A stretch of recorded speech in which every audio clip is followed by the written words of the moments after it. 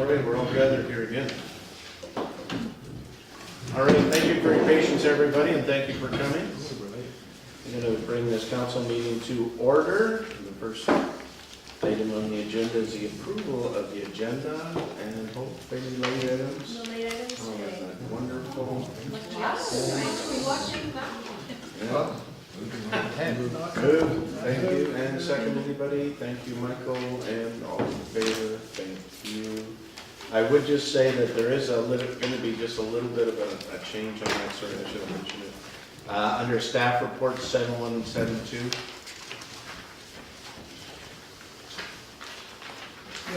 We're just going to switch them around. Okay. Yeah, so I'm going to take Jake on and catch you first. Don't ask her too many questions. All right. Public comments. Who do we got on the list? None? None? I thought Jason was. I believe I'm not. Are you?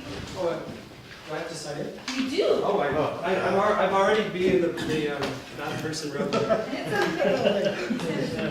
I gave an email and I thought that was. Signing in and out. And then then all you do is you say your name and your address and you launch in for a couple of minutes, right? Yep. Okay. So I have, I don't know, what I have to talk about. Your name and your address. Name and address. Oh, Jason Henderson, Bowen Island, 330 Forest Ridge Road on Bowen Island, and longtime Bowen resident. Thank you for seeing me. You can certainly sit down. Sure, I can Be sit down. comfortable. I have a copy of my talk here, what I want to present, and I also have exhibits, so I'd like to pass them around. And I realize that one of my topics should be a delegation, but we couldn't get in at short notice, the urgency of this as a delegation. So I know we have 10 minutes or so for public comments. And what's my time limit? Closer to 5 if you can do it. All right. Thank you. So I'm going to skip. Can I pass these over? So these are just copies of my talk in full. And these are exhibits. I did 10 exhibits. Oops, I might need one for you. Oh, yeah. Just the exhibits. So I will skip over a lot of the details, the importance of this.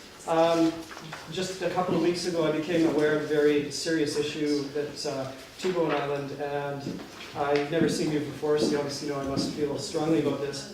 I had an interaction with a Shaw employee from Vancouver on Bowen Island, and basically found out that they're rolling out and quote-unquote blanketing Bowen Island with wireless radio frequency antennae that are all over Bowen Island, and that have a very strong health consequence to people and the environment. And it's not being reviewed. And there's a whole bunch of issues with the 5G network that we've heard about in the news. There are dozens of things wrong with 5G, from gross invasion of privacy, damage to the natural ecosystem, and Canadian civil rights being trampled on. In this limited time, I'm just going to focus on the issues that the council can have an impact on, which is the island's health, the residents' health, and the land use bylaws being broken, potentially being broken by the carriers. So I'll just start with this. And just as a note, in my notes here, we're not alone. There's municipal governments from Switzerland, USA, all over the place that have actually banned 5G upon receiving documents like that I've given you. And in a municipal capacity have asked for their federal governments to step in and allow time for due process to happen. It's a very serious issue, and there's over 100 protests planned across North America on this Wednesday. So I have 3 points. One is the 5G network, if implemented, will have immediate health effects on Bowen Island residents. It might cause some problems, health problems in 20 years. We have specifically documented health effects within minutes of being exposed to 5G radiation. There's over 2,000 studies now from Europe. And then the second point is the fact that telecommunications carriers may be breaking Bowen Island land use bylaws. And then I have a specific action request from the municipality to deal with this, to use your powers to legally put a pause and maybe start a committee until we can investigate it and see if it's something that we really want here.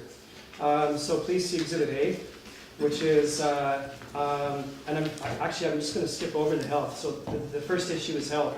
Exhibit A, B, and C cover in depth the known health effects of this type of radio frequency radiation that will, quote unquote, like the Shaw guy, blanket Bowen Island.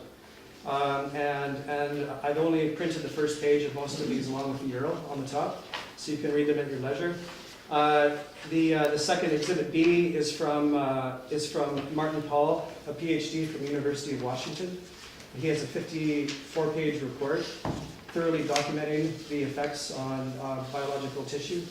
And we're actually hoping to bring him, he's doing a swing through UBC. He's talking at UBC in July, Victoria, Salt Spring Island, and we're hoping to bring him to Bowen as well to talk in July, and just to educate people about what's going on. He's highly, highly respected in this field, as you can see by his, on the exhibit there.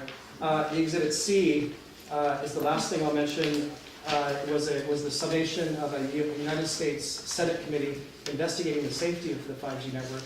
And Senator Blumenthal, the crux of it, the YouTube video is worth watching because the 5G representatives are stuttering as they reply to him that they're aware of no health and safety studies. They have no studies showing that it is safe. And he corners them, and the 5G in front of the U.S. Senator saying we have no studies about the safety of this technology. So it is an issue, and there's tons of documentation on it. I'd like to just jump right on the space of time, down to the solutions. So based on the above data, we're asking Mayor and Council to invoke their legal duty of care, which is Bill 23 on 2008 for the British Columbia Public Health Act, and Section 83 of a municipality must take action when it learns that something could be harmful to its residents. So, and we're asking that the telecommunications companies immediately halt any wireless placement of any and all antenna and devices until the safety can be assured and public educated, engaged, preferably in a public hearing where we can decide if we want this or not. When the facts are on the table, and right now it's being done very surreptitiously because they know whenever a cell tower goes up in a community, they know that people speak out against it, like they have on Salt Spring Island. And this brings me to the second point, that how they're getting all of this rolled out is my section number 2. How they're getting it all rolled out is they're using existing telephone and power poles. And I talked to Daniel at planning, and he said there hasn't been a land use request from any of the carriers since 2016. So, and it's all up to industry to police themselves. There are a few loopholes. There's there's legal requirements in the CP. This is not in the exhibits. The CP 2.003 federal regulations guidelining how telecommunication carriers have to notify municipal governments. There's a couple loopholes that may or may not fit in, but the telecommunications companies are assuming that they can just use those loopholes and maybe or maybe not abide by those loopholes. So what I'd like to do is they're basically using these perceived loopholes to avoid public scrutiny. So the point is though, the original land use bylaws that were imposed by the federal government under this law was made for essential services, and it specifically says essential services, telephone and hydro.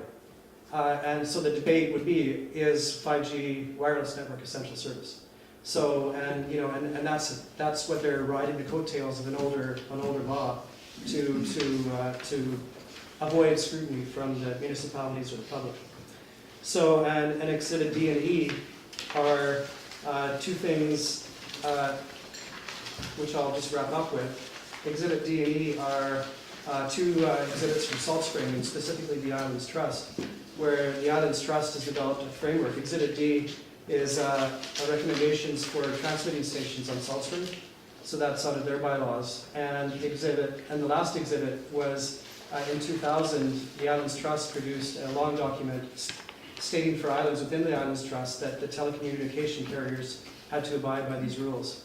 So the first page, again, the first page is on there, it's a long document. But this all needs to be looked into, that's all I'm saying, that we need to, it bears further scrutiny.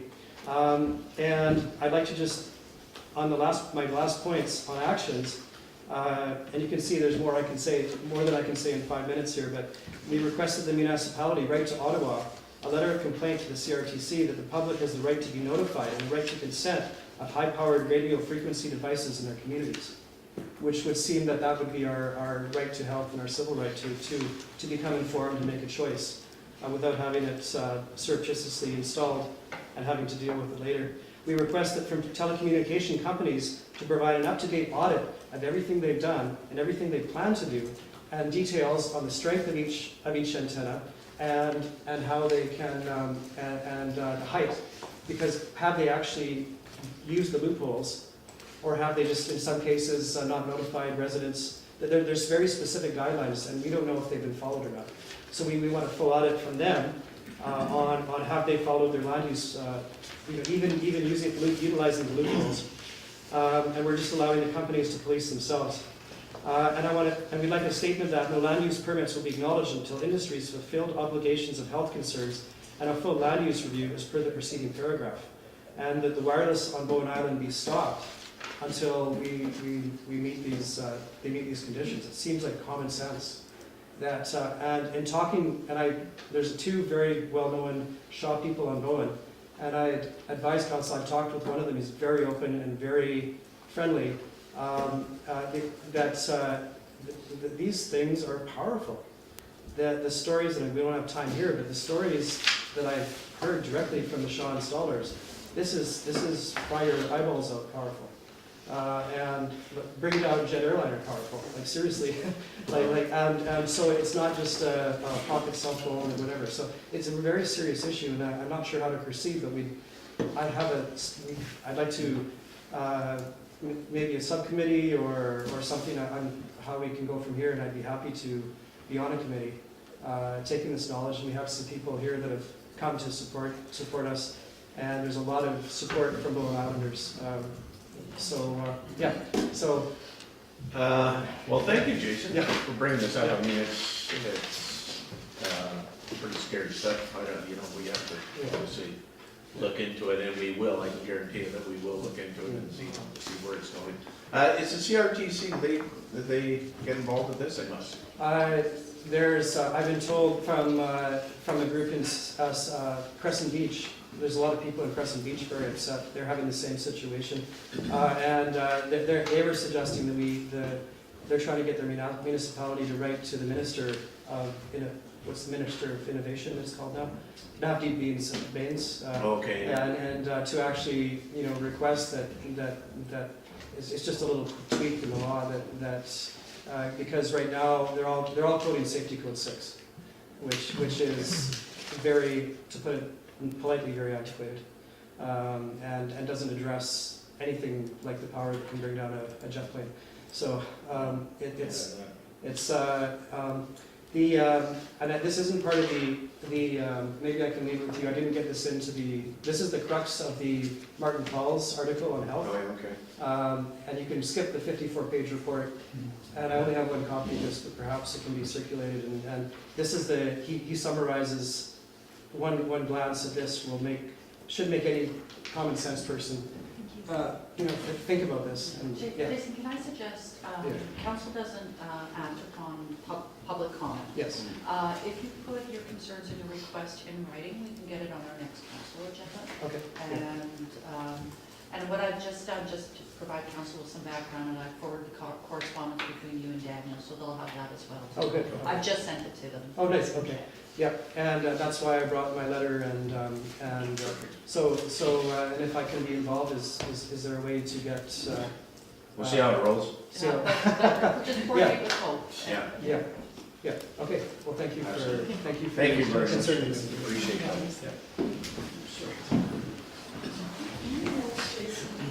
Thank you.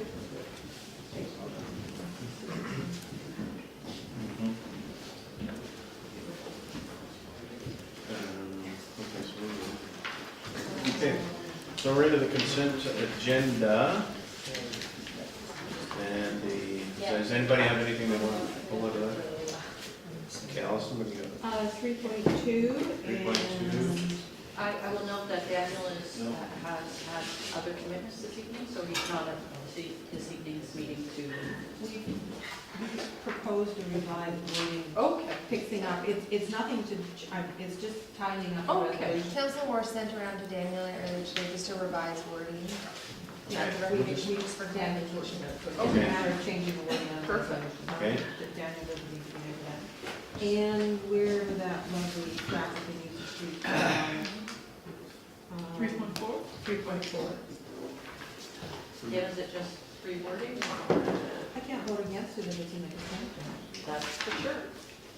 So we're gonna vote.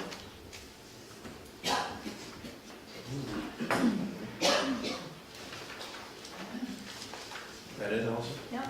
Okay, anybody else?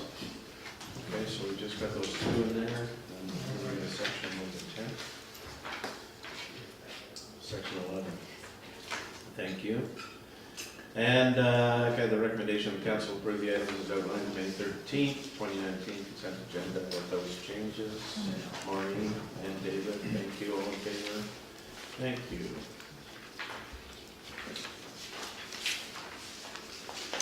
Delegations. We have before us Dan Rogers. Keats Island. Yeah, Local Trust Council, Island Local Trust Council. Island Trust. Thank you. Thank you, Dan, for coming. I'm very happy to be here. Thank you very much for the invite. It's nice to meet two councillors I didn't know before tonight. I think I've met you somewhere along the line, but I don't know where, and I know the rest of them well. I'm very happy and grateful to be on Bowen, and I always like to acknowledge that I'm very grateful to be on the traditional territory of the Coast Salish peoples, particularly the Squamish. I asked to come, so it wasn't that the mayor invited me. I sort of sought an invitation. I came once in your last term just to watch, but I thought it would be I just wanted to come as a neighbor. I think it's a good idea. Kate Louise Stanford would be here if she could, but she's in Victoria tonight. And I just wanted to sort of give you an idea of what we are and where we are and what we're doing, and so it's, as I see it, just a bit of a neighborly visit. So it's great to be here. I mean, one of the ironies is, of course, on my place on Keats, I look at Bowen Island all day long. So I see Bowen from a perspective that you don't often, and I was reminded of that when I was riding Ferry to Langdale with Councillor Fast, and I was I was telling her about the North Shore of Bowen Island and what was going on the North Shore of Bowen Island. So thank you. I did want to say that I did park on your beautiful municipal dock tonight. Tried to pay, there was no envelope, so I'm happy to leave the toonie with someone if you just tell me if maybe Rod is the right person to give it I to. think we should vote. I can certainly do that, and I also know that if I had come in July, I wouldn't have found any room on the dock, so it's good to come in May. I have a very short, presentation, about 9 slides, and I want you to know this is the first time in my life I've done a PowerPoint presentation, so you should be, I feel you should be honored that I actually tried to do this. We'll see how it works. We'll see how it goes by the end of it, we'll see how it goes. Should we hit the lights and make it really? You can. I wanted to say that my experience with islands in particular is islands tend to focus out what I call their front door. Their access and egress points, the points where they look out. So, for example, on Keats, where I'm from, we tend to focus on Gibson's because that's sort of our front door.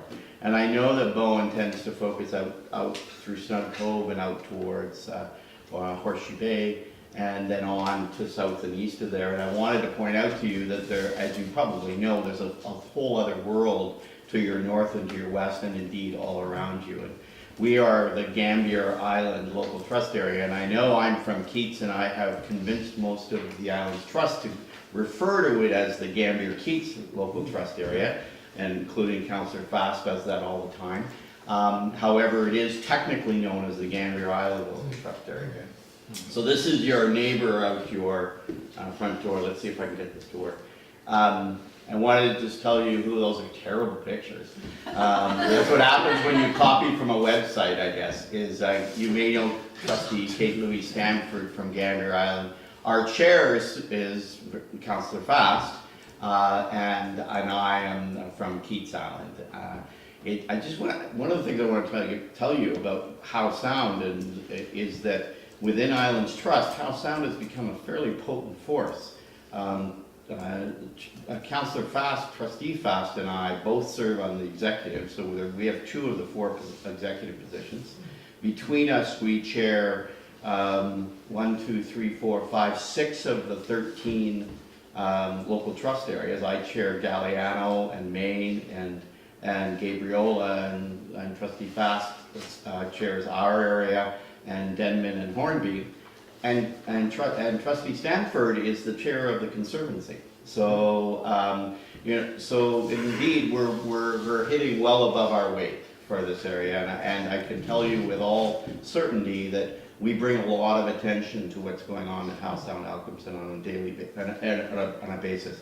We are a permanent feature on the island, on the agenda of the Trust Council, not only the House Sound Forum, but now Bowen Island is there on the executive as a regular feature on all of our agendas. So I wanted to show you something. I don't know if you can see this. I wish I could make it a little bit bigger. When I say that we surround Bowen Island, if you look up there, you'll see where Bowen is, and that whole area that's marked as number 9 is actually our trust area. Note that it goes into the middle of the Salish Sea. The boundaries go to the middle of the Salish Sea, and effectively includes all of the waters up to as far north as to just north of the Thornby Islands, and all the way up Howe Sound, and actually right now almost down to the American border. Now, do we exercise all that jurisdiction? No, but that's technically where our area is. So we really do, when I say our area surrounds Bowen, we really do surround Bowen. I wanted to just give you just a bit of an idea of the various islands in this area and what you're looking at as you look out your front door. So right there is the island we'd like to give to you, which is Passage Island, and that's the one that's obviously very close to you and the most removed from our area. We don't hear a lot from it, but when we do, it's mostly complaints, and it's an interesting place. Their connection obviously is there to Fisherman's Cove. Then there's Boyer Island, which you will see is the other one to your right as you're coming in. It's also part of our local trust area. It's made up of 2 corporations mostly. There's probably about 50 homes, 50 homes, which are divided roughly between 2 different corporations. So there's actually, when we actually talk to Boyer Island, there's almost no voters on that island. But we try and give it appropriate attention. There's some very interesting people on Boyer Island.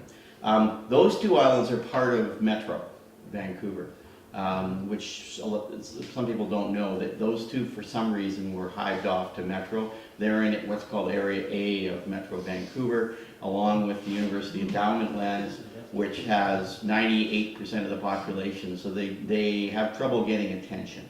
But they're also in our local trust area.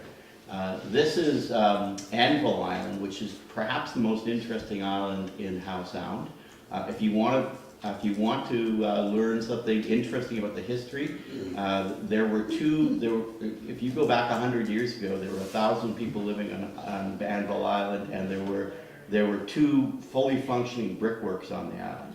If you go up there and visit it at some point, and it's all in this little area right down at the bottom, because it's the only place that's really habitable on the whole island. As Trustee Stanford told me, that Anvil Island was actually the model for Skull Island in the movie King Kong, because of its shape. It's a very interesting history that ended in about 8 years. It had a post office, a general store. The Union Steamship used to take people in and out of there on a regular basis. And if you go, there are still broken bricks littering the beach from almost 100 years ago. It's also in our local trust area. There is one camp right there. It's called Daybreak. It's been operating for about 70 years, and then about 18 cottages.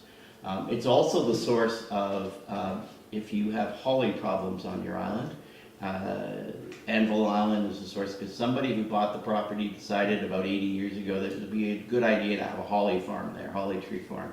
And of course, the holly trees there are about 100 feet tall or 80 feet tall, because they're so ancient, but that's where a lot of the holly and the rest of the island comes from. So everybody knows Gambier, but it's a very multifaceted island.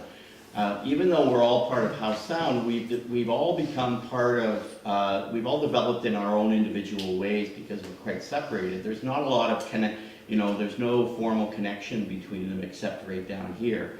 There's no public transport between the islands. And it's the same with Gambier. Each of these areas around the island have developed separately. So this is Halkett Bay, which those of you who came to Fercum were right here. And of course the Halkett Bay Marine Park and the new sponge reefs, the newly discovered protected sponge reefs are right off there. They're all in our trust area. This is called Long Harbor, sometimes called Port Graves, and at the end of it is called the Sea Ranch. I don't know if you've ever heard of the Sea Ranch. It's the only ALR land in our local trust area. Is the Sea Ranch. It's rated there because that area right there is quite flat. It's not operating really as a farm except sort of as a bit of a hobby farm, but it is in the ALR. This center bay has a number of yacht outstations, and the bulk of the population on Gambier is here in what's called West Bay and New Brighton, which is this little area down here. The main dock is here.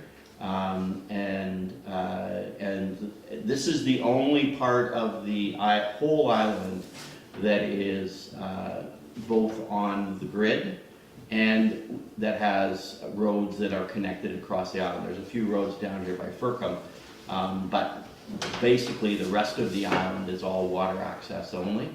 There's a couple of other yacht outstations right up there, which are right across from right up at the top, which are right across from McNabb Creek, which you will know. This is Woolridge Island, which you won't know all that well. It's pretty much uninhabited because it's right across from the pulp mill. Down the area here is Keats Island, which is my island. It has the largest single summer camp in any of the Gulf Islands, or any of the Islands Trust area, which is Keats Camp. And many people know Keats because either they knew someone who went to Keats Camp or have been to Keats Camp themselves. It's part of Keats Landing, which is this side of Keats Camp. It will have as many as 450 campers on any summer and the weekend. Across the top is what's called Barnabas. If you've taken the ferry across the Langdale at any point in the last 5 years, you will have seen the erection of an enormous building on the north end of Keats Island. Well, that's part of what's known as Barnabas, which is known as Barnabas Family Ministries. There's actually a little bit of connection between Barnabas and Bowen because the Bentall family I know is operation on Bowen, and this is also operated by the Bentall family. The Bentall family has 3 or 4 cabins or houses. They actually live on Keats Island. I live right there. So I look out over the Paisley Islands and this side of Bowen. So this is the biggest community on Keats. It's called Eastbourne, and it has approximately 200 cabins. I was talking to someone at lunch at your dinner. Thank you for sharing. And this is the site of the Keats landing area of our 45-year subdivision application. It's all very complicated because they were all leaseholders and they've been trying to subdivide for 45 years and it's been going. So if you think some of your files go for a long time, you can happily just refer to and say, at least we do things quicker than they do at Keats Island. We're at the stage where they may finally have an application that may work. These are you probably, if you visit this kind of Bowen, you probably see these islands, and these are the only islands that really use Bowen as an access point. what are called the Paisley Islands. They are, I think, the most beautiful part of Howe Sound. They're gorgeous islands. Paisley Island is particularly an interesting one. It's privately owned. It's by a corporation. I think there's 36 shareholders, so it's 36 cabins around. And then you have Hermit and Little Popham and Big Popham, which is where the Vancouver Aquarium outstation used to be. And then just sitting right over here is Welcome Island. So those islands are really quite a remarkable kayaking area. Just complete the tour. We also deal with the islands outside of Howe Sound, including the Thormanbys and the Trail Islands. So those aren't really connected to Howe Sound, but we also have jurisdiction over those. So that's a sort of a little tour of what the islands that we're involved with. I wanted to give you, oh, you can't really read this, so see, I'm a failure with my PowerPoint. These are some basic facts about the local trust area. Our population is very small, about 274, which expands to about 5,000 in the summertime. We are the epitome of the recreational islands. As it says, about 85 to 90% of our homeowners are recreational property owners. And they come from not only all over, but a lot from the Lower Mainland. We are an outstation for the Lower Mainland. You can see that we're zoned about 35% residential, 47% community, and then some resources area. There's a large part of Gambier that's provincial crown area, so that's always been a possibility of some logging that goes on there. But if you go to Keats Island, for example, we have very little crown land. We have no crown land. We have one provincial park. The economy is mostly would be house building. There are not a lot of businesses on any of our islands. Even on Gambier, for many years they had a store, and even it's gone belly up and doesn't operate anymore. The other thing I want to point out is, as I said, we have 3 camps on Gambier, 2 on Keats, and 1 on an Anvil. I see it got missed from there.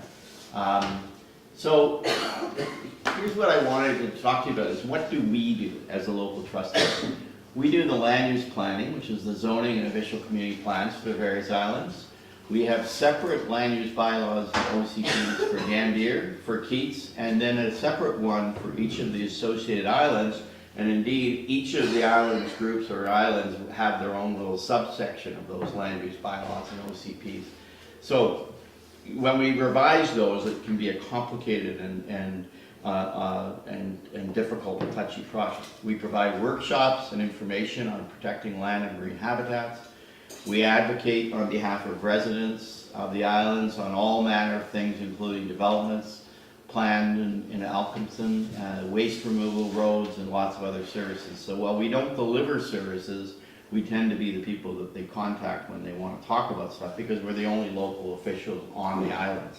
Our regional director, most of our islands are in the Sunshine Coast Regional District, and our regional director actually comes from just north of Langdale, from the Langdale area. So we're a small part of what's called Region F of the Sunshine Coast Regional District. And we liaise with all the other local governments and the First Nations, and in particular the Squamish, because this is their traditional territory. They're clearly the local government that has the most influence, or First Nation has the most influence in this area. What are we working on? We're working on a variety of applications, including 2 very complicated subdivision applications. One on Keats, as I mentioned, lasted over 40 years, and involves the Baptist Convention and the leaseholders and a variety of other, and the camp and the SCRD and ourselves and a whole bunch of other people. And then there's also a subdivision proposal at Sea Ranch, which is very complicated. We're doing a review of the official community plan on Gambier, and after we finish it in this term or maybe next. We'll move on to Keats after that. Both of those official community plans are close to 20 years old. We're proceeding on a marine and foreshore protection plan on Keats Island, which is turning out to be a very challenging exercise in terms of trying to tell people about what they should and shouldn't be doing with their docks and their foreshores. You may have some experience with that on Bowen Island that we could share with us. It's an interesting process because people don't like to be told no, or even think that you're trying to tell them no. We haven't told anybody no yet. And what are our challenges? One of our challenges that our planning and bylaw enforcement staff are on Gabriel Island. Bringing them in is complicated. They're great people, but it's complicated. Just getting them in here can be complicated. We were supposed to have a meeting with them on Gambier Island a couple of weeks ago, as our chair knows, Chair Fast, and they couldn't come in because it was windy out in the strait, and we couldn't get them over because they were supposed to fly. As I'm sure you also experienced, much of what happens on our islands happens out of sight of anyone but neighbors. You can imagine if you're up in Brigade Bay, or if you're in the north end of Eakins Point in the north end of Gambier, you're not going to see a bylaw officer there for 20 years unless somebody makes a complaint. So you rely entirely on neighbors and people to let you know what's going on in an area, and if all the neighbors are okay with you doing, because maybe they want to do it too, then they're all going to. It's very difficult to police these areas because they're so remote and they're all water access only. And in addition to that, we're no longer undiscovered. I remembered when I came on the island 25 years ago. It felt a bit like a bit of an adventure, like I was an explorer, because it was still hard to get there. So that despite the fact we don't have a car ferry, more and more cars and boats and toys are making their way over to our islands. Money is no longer an impediment, it appears, in the last 10 years. Another challenge is Gambier has cougars and wolves. Keats has had bears for the last 2 years. It's a recent experience with these wild creatures, which are making it difficult. We're experiencing that urban rural interface in a real way, a large part because of the development on the Sunshine Coast. They're looking across and seeing an island that looks deserted and going, maybe that'd be a good place to go spend the summer or to live. And so we're getting that kind of interaction. I just wanted to let you know that we're your neighbors out your back and side yards. We see the docks on Cape Roger Curtis. They glint in the sunlight. And I hear the blasting on Bowen Bay. We know when there's more construction going on. We travel our islands. We see the development on the foreshore. The only islands that are really accessed are Paisleys, but we all see Bowen all the time. Everybody that comes to our area basically has to go around Bowen in some way or another. And happily so. It's a beautiful island. We like to do it.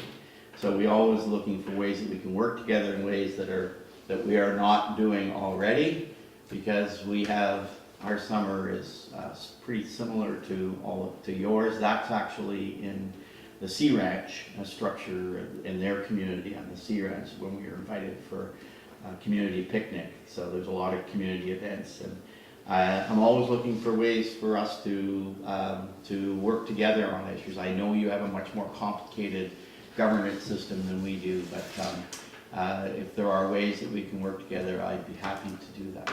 So anyway, just wanted to introduce yourselves. Well, thank you very much. That was extraordinarily informative. And we are the same.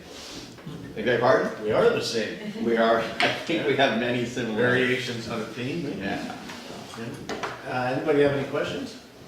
Maureen? Just a reading suggestion. I started reading a book by a woman called Joy Davis. Mhm. It's called Complicated Simplicity, Island Life in the Pacific Northwest. Oh yeah. You would enjoy it. Complicated simplicity. Complicated Simplicity. Don't take it home. Yeah, happy to answer any questions. Anybody else? Okay. Well, thank you. Well, if there's anything I Much can do, appreciated. you all know how to get a hold of me. I'll leave my card, but obviously you can always get a hold of me through Councillor Fastow. If I leave during the course of your meeting, don't take it personally. Oh, not at all. We need to get home before it gets dark. Yeah, I do. To that I end. need to get on my boat and get home. Thanks very much. Thanks, Dan. Okay, next, Maureen Sawasi and Jody Lorenz. Hi. Hi.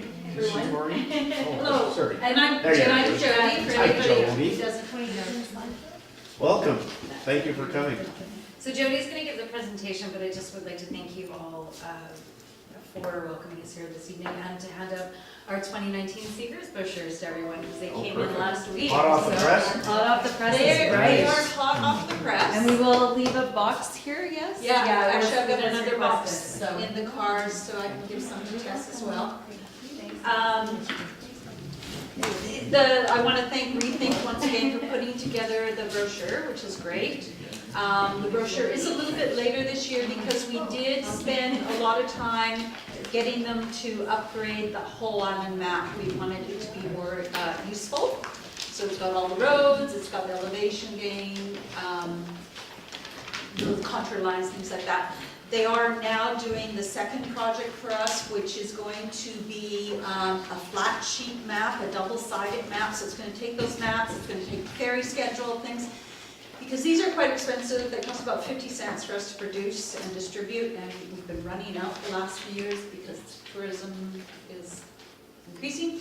And so now we're going for a less expensive flat sheet map that will also be foldable, and that will be the main one we give out at the visitor center. I've got a short presentation. I do apologize. I've had an injury which has prevented me from completing the report. It will be done. It's fairly comprehensive, and so I wanted to do a good job. So I think Hope will send out the completed report in the next day or so to you. So I do apologize. I wanted to have it done so that you could read it beforehand and then grill me if you wanted. But you can always contact, I'm happy to come back and answer questions or do one-on-one if anybody's got questions or whatever. So related to this, I just want to clarify as well that Tourism Bowen Island is a non-profit society, Tourism Bowen Island Association. We have approximately about 70 local members. We are run by a volunteer board, 9 members. I am the only part-time employee, which you know what that means, part-time, full-time. I get paid part-time, but I work Part-time year-round. Yeah. Then and normally part-time year. and then we get students that are going to work for us. So we have the 2 branches. One is the destination management side, which is what I'm going to be specifically talking about here, because the visitor services are a very integral part of destination management. So that's what I'm going to address here. But the other branch that we do on really a smaller scale is the destination marketing. And with both the destination management and the destination marketing, we get a lot of support from Destination BC, which is amazing. And Destination BC is in the process of doing provincial-wide 10-year destination development plans throughout the province. And we have been working, we have been attending and contributing to the Sea to Sky destination development, and now the Metro Vancouver destination development is underway, and we're participating in that and contributing in that. So I also do want to, because I think a lot of people don't, haven't actually, because we live on Bowen Island, you might not actually be aware what goes on through the visitor center. So I do invite people to come down, particularly like on a Saturday off the 10:30 ferry or something, and you can see how very quickly there can be groups of 20, 30, 40 or more people around there. Go into the, There's just a little. oh, me, I get to take right a there. photo. Yeah. The side there. Sit down and be comfortable, Julie. Yeah. Okay, here we go. So here we go. All right. So this is me. This is not a terribly big group. I think there's about 18 people there. But we did open officially this weekend. We have a summer student that just started. On Saturday, it was reasonably busy. I threw her kind of in it, and she was just sort of shadowing me. We had 180 people on Saturday, and on Sunday, Mother's Day was a little bit quieter. We had 150 people through there that we dealt with. So what we try to do is we try to obviously do group talks. We don't want to tell 100 times a day to different groups how to get to Killarney Lake and things like that. So we use materials we set up outside because that enables us to deal with the people. And in my report, I do go through it, but I mean, I really want to emphasize that what we're doing with visitor services is destination management. So for instance, right off the get-go, we say, just so everybody knows, your ferry ticket is a return ferry ticket. Nobody's going to ask to see it. You just board the ferry. If you're driving, there's the lane that goes from the ferry terminal all the way up the hill. You park behind the last lane. Don't park in a yellow hatch. I mean, we are actively doing that. That's part of what we do. And we also, the other parts is, we go in, obviously most people want to do a walk. So we explain how to get to Killarney Lake, Dorman Point, beaches, people with mobility issues or people with strollers. We're helping to funnel and give the information that helps to manage the visitation so that they're not ending up in places that we don't really want groups and masses of people to go. So we're being very sensitive and about where we're directing people. We actually get scripts of what we sort of say so that we're consistent. We like to take pride that we have reached out to all our stakeholders. We try to know which restaurants are open. We know how to use the buses. We, all that kind of stuff. So we really try to be the knowledge experts and the destination management experts in helping to make sure that the visitation is managed according to how everybody in the community really wants. Last summer we got a grant, an innovation grant from Destination BC for $6,500. It enabled us to build this satellite kiosk. So when we have 2 staff members, or if we ever get some more volunteers, the idea is that in last summer, primarily on the weekends when we had 2 staff members, we had the visitor center, 1 staff member at the visitor center, and then another member positioned at the kiosk over by the cenotaph. So that enabled us, as everybody knows, on the ferry, the passengers walk off, and there's this, everybody gets funneled up either side of the street. So by being there, that person can intercept those people that are walking on that side of the street. And many people, obviously you can't go across the street because the ferry traffic's going. So our numbers, which I'll go into shortly, just shows the dramatic impact of, even on that very part-time basis that we had that satellite kiosk there, the numbers, the people that we were able to capture. And once again, we're providing, information, we're answering questions, we're providing destination management, ferry marshalling. That kiosk position in particular, I know there's the municipalities doing the whole bylaw ferry marshalling and things. And just want to put it out there that if we have staff there, we can work collaboratively with that person, helping them. They can help more potentially with ferry marshalling, particularly in that area. So that's something to consider, and that's another way we can enhance our destination management. Here are our stats, comparison for the past 3 years. Before I go into this, I just want to really qualify what you're looking here. Our stats are only the stats that when we talk to people, what we can collect. So they're not everybody that obviously is coming to Bowen Island. It's only the people that we can interact with. Also, we have within, because we're doing group talks and that, we are limited in, we try to collect as much information as possible. We work, with the forms of Destination BC, trying to find out, are people staying overnight? Where are they from? Initiating, all that kind of stuff. We do our best to try to get that. And sometimes, we just, you're swamped with the the people. So ideally, to get a better idea of how many people are coming to Bowen Island, we would love, only once were we able to, I request from Darren to get a breakdown of the BC Ferries number, pulling out the experience card users. I've asked the past 2, I only had this once. And each time I ask the last 2 years, it's apparently very difficult and stuff.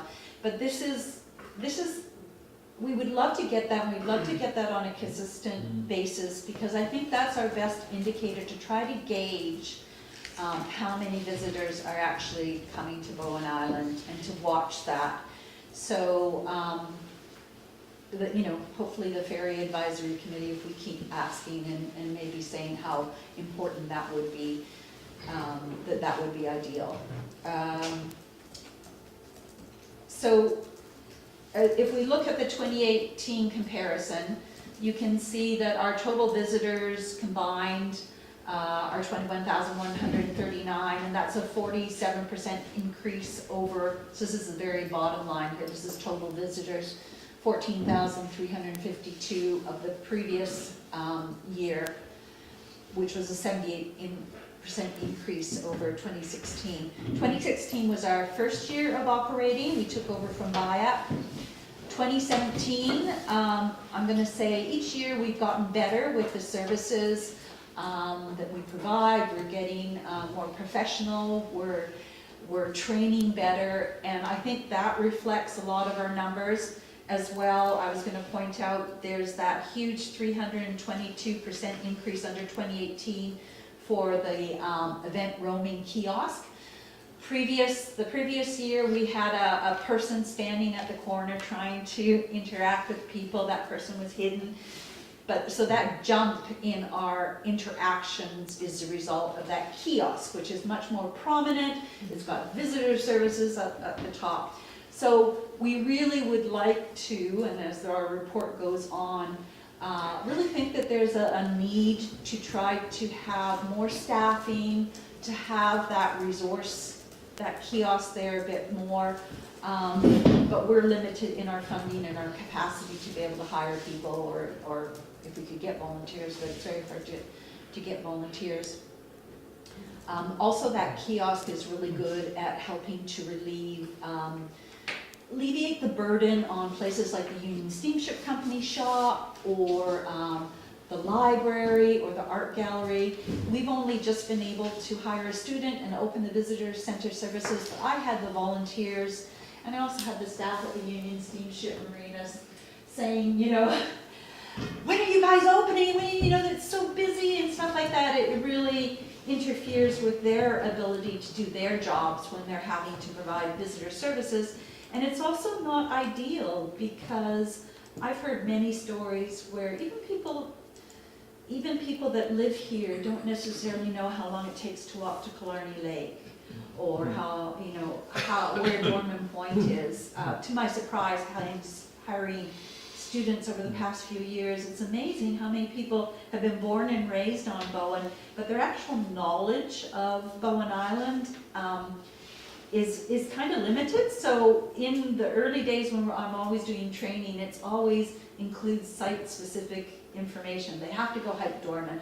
Ideally, they go do Mount Gardner. Ideally, they go to the lake so that they know the trails, and they know the features, and they can pass that on to the visitors. So it's not ideal for the volunteers at the library to be doing visitor services, or somebody who's scooping ice cream to be sort of saying off the side of when they're doing, oh yeah, you go that way, or I think the bus will take you there, or that kind of thing. So yeah, we really want to, in our report, we're saying we are achieving quite a bit, but there is potentially a lot more we could do. We're just limited with our capacity, and that's a result primarily of our funding.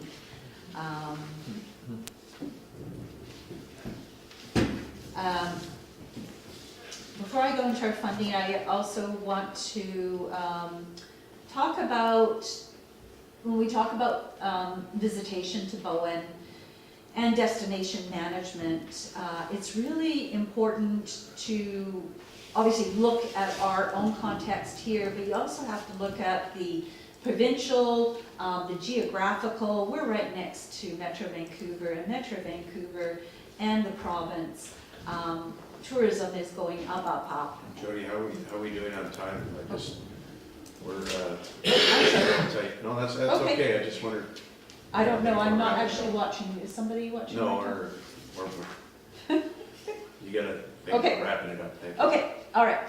So, just want to say that tourism is recognized in BC as a huge, the gross GDP of tourism in BC is $9 billion in 2017, and the next resource industry was mining at $4.9 billion.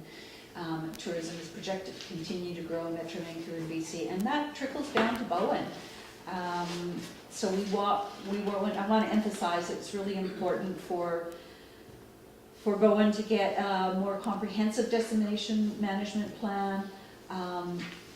Tourism is, it's wonderful, the rural dividend and the economic development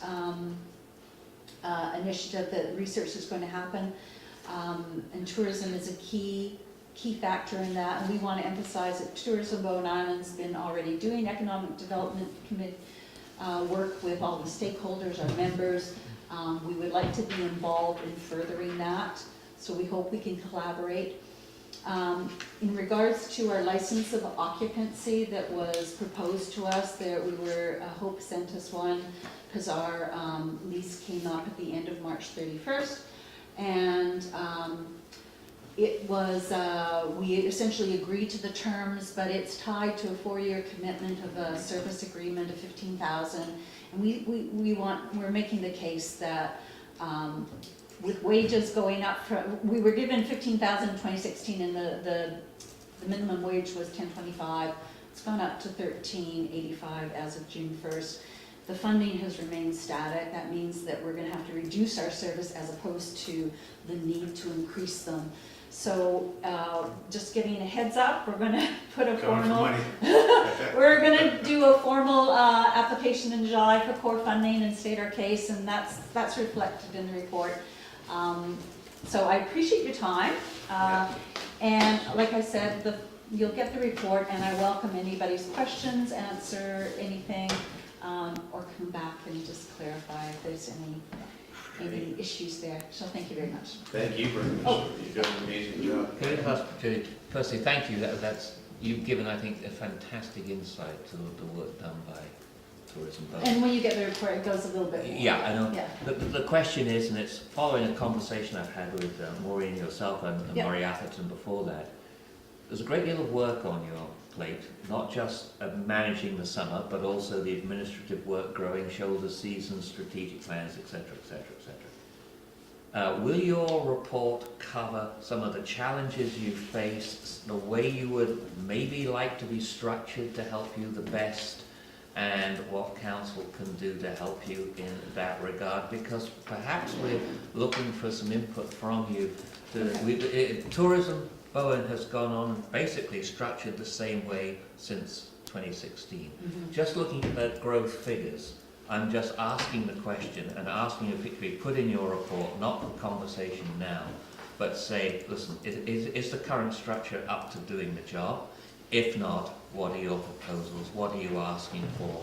What dialogue should be properly had with council to move this forward for you and ensure you've got the backup you need? Yeah, okay. As I said, for your report, not for discussion now, but if it can be included, we can then deal with it. Okay, thank you.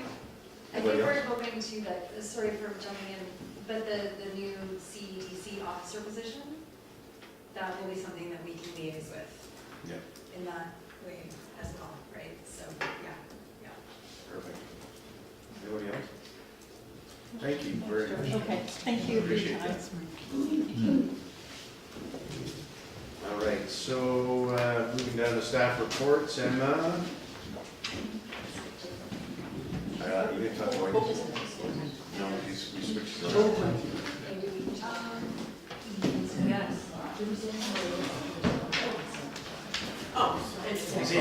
See you guys here. Yeah.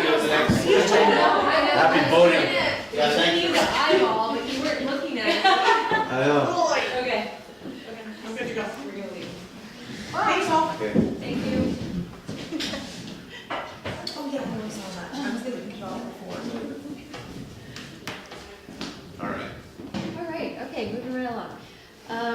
This is a development variance permit application coming back to council for consideration. There is no presentation. The details are in the introduction staff report. It is for 288 Smugglers Cove Road, DVP 02-2019. And this was an application to reduce C setback to enable a deck extension. And I'll give you briefly the details. The property is located in Comprehensive Development Zone 4, Area 1, which has a C setback of 7.5 meters. And there's an existing house currently set at 3.9 meters to the C, so it's grandfathered in within the C setback. And the applicant is asking for a reduction in the 7.5 meters C setback to 4.5 meters to enable a deck extension to their existing deck. The extension is roughly 1 meters in length, and it will enable deck access from the kitchen area of the house. And it was brought up for public notice. At time of preparing the report, no submissions were received. Since that time, there has been one letter that I believe is included in the agenda package, and it is a letter of support from one of the neighbors. All right. Any discussion? We sort of had a run at this last time. I'm happy to move the recommendation. I'll second. Okay. Any further discussion? All in favor? Thank you. Sorry, Emma, you got it on? Thanks, Emma. Thanks, Emma. Thank you, Emma. All right, so, They left, I thought they were gonna stick around. why?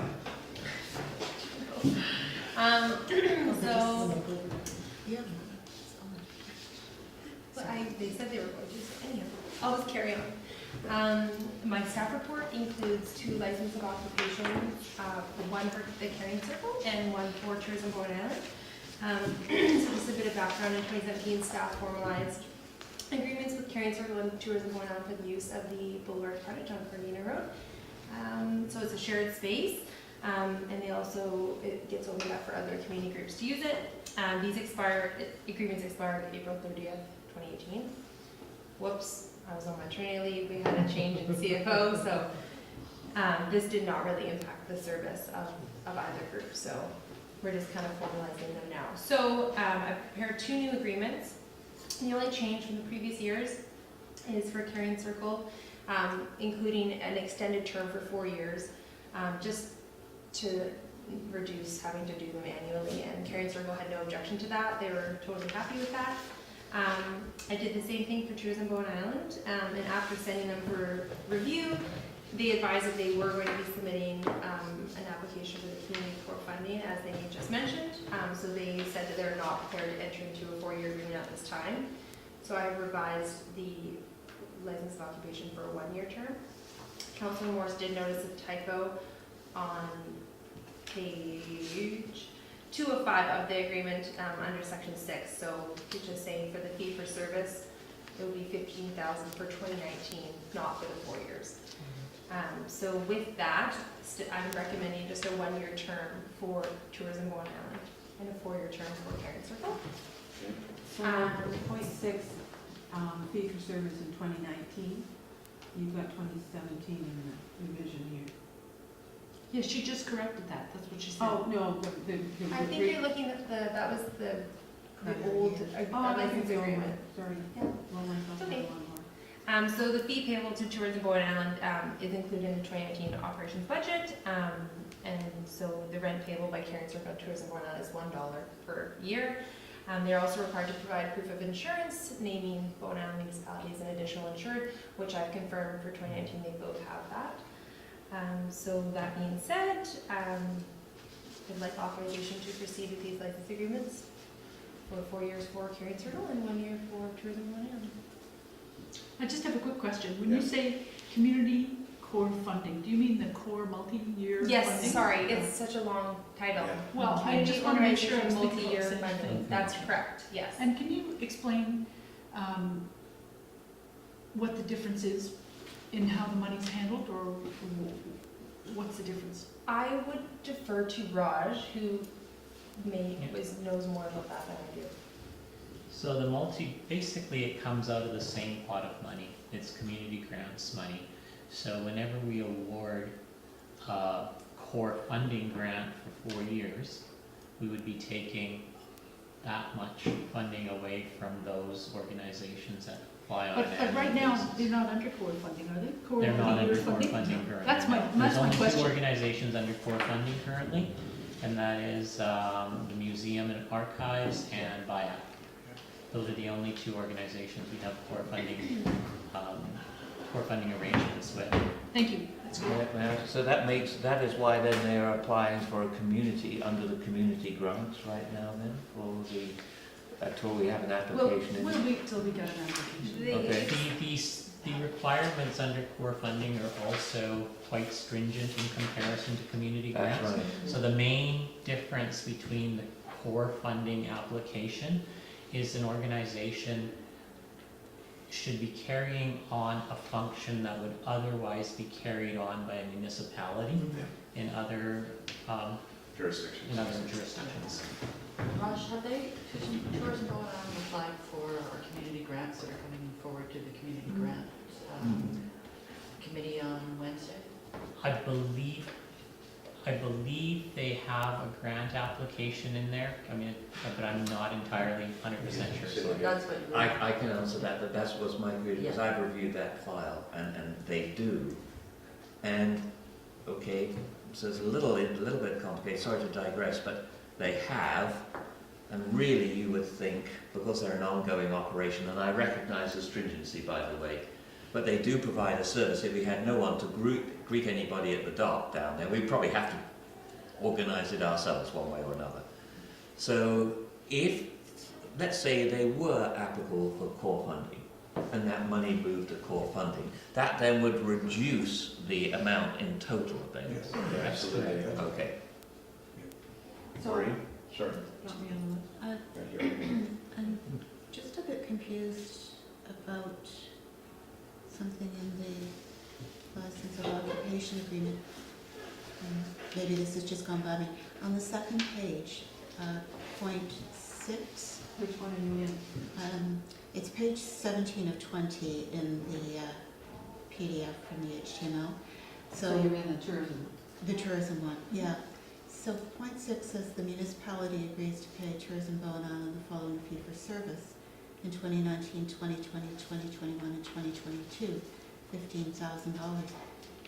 Isn't that effectively? Councillor Yeah. Nicholson, that was what I was referring to. Oh, Originally, when I drafted the Right. license of occupation, I was proposing a 4-year term. Right. And they came back and they said that they were hesitant to do that because they were hoping in applying for the multi-year, they could achieve a higher amount. And that's sort of what Jody just referenced in her presentation. But why are we making this statement in this agreement? Don't we do this on an annual basis, visiting the fee for service? Yeah, but the point 6 has been changed to just say in 2019. In 2019, period. Delete 2021 and 22. just for a 1-year period. They just want to go to Would part of the question be why we have a fee-for-service agreement versus doing it through grants? That's part of it. Yeah. Yes, But surprising. what's the Yeah. Well, it's advantage? different Yeah. source. That And is- that's what I was thinking through this Can I conversation. answer that one? Please, I can't, yeah. Okay, so this is going back, and I think it might even go back to when the Arts Council was doing it. We decided many years ago that we needed a visitor center, and a lot of municipalities do provide funding or the space for or something for visitor centers. So it was set up as a fee for service, not a grant, because we had hours of service that we wanted to be seen delivered and whatever. We weren't just giving them a grant to run a visitor center. We were saying we want to see it run in May and whatever and so forth. So it's not in the grants list on the audited financial statements. It's been treated as a service contract.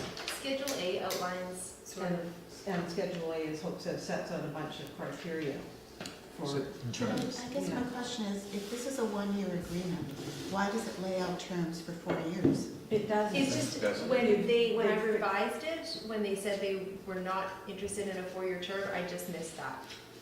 Just an oversight on my part. So on point 6, it should just read, the municipality agrees to pay Tourism Bowen Island Association the following fee for service in 2019, $15,000. I just wonder, it seems Yeah. awfully cumbersome, Thank you. when they will be applying for a, Well, can I finish my comment? Because that's why I put my hand up.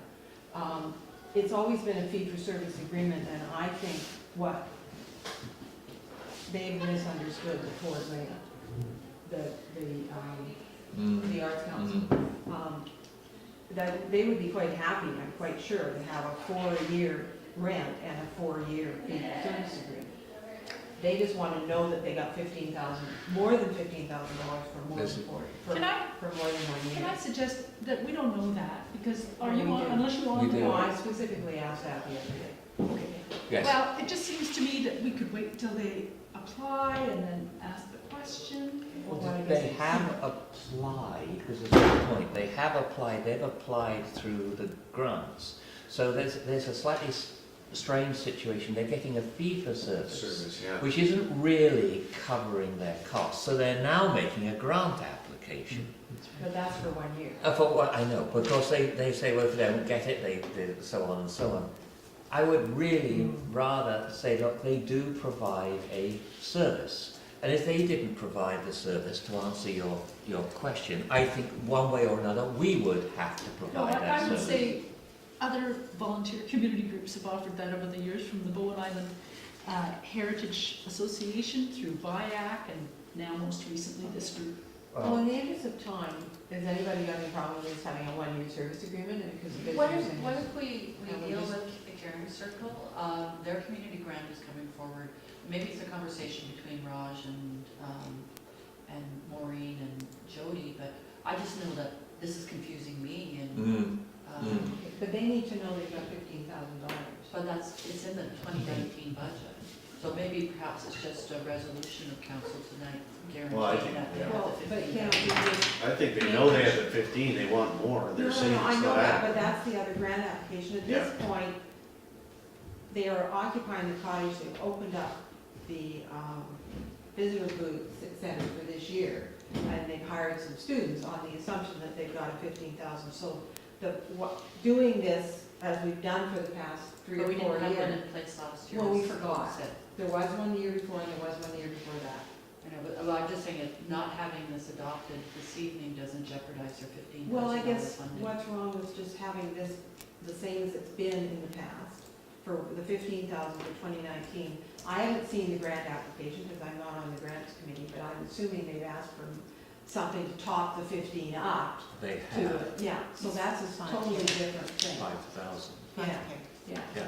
So just change number 6 to read, Just put what a delete 20, 2021, and 2022, and then pass this as I thought that's what we were doing.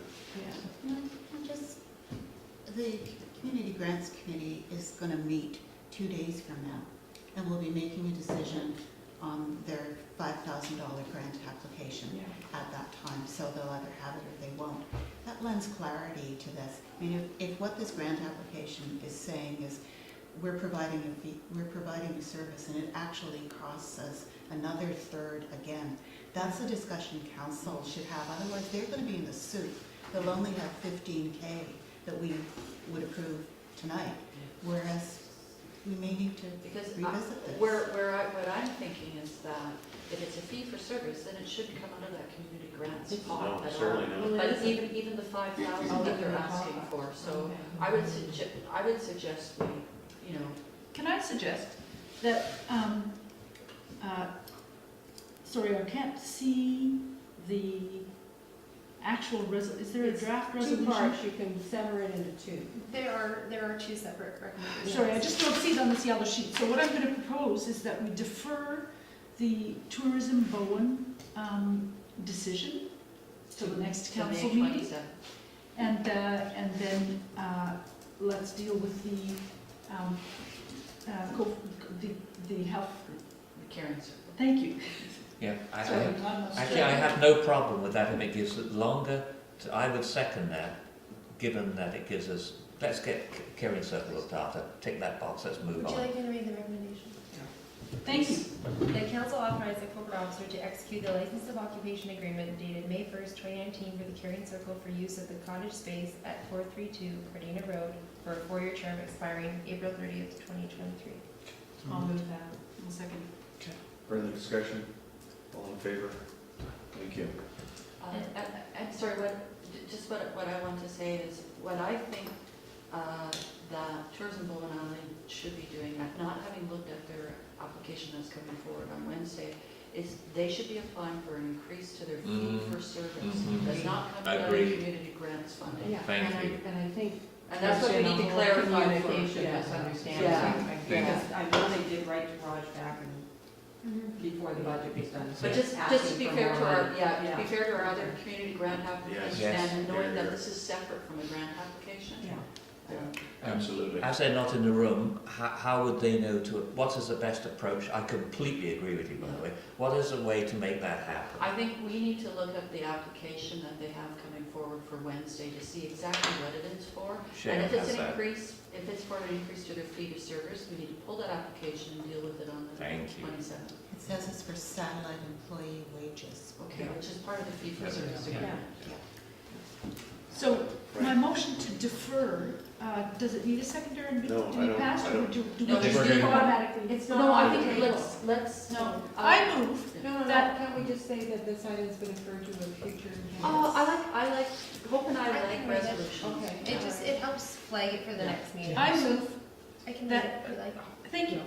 The council defer the following motion until its May 27th meeting. That council authorized the corporate officer to execute the license of occupation agreement dated May 1st for Tourism Bowen Island for use of cottage space at 432 Cardina Road for a 1-year term expiring April 30th, 2020. I move this. Further discussion? All in favor? Unanimous, thank you.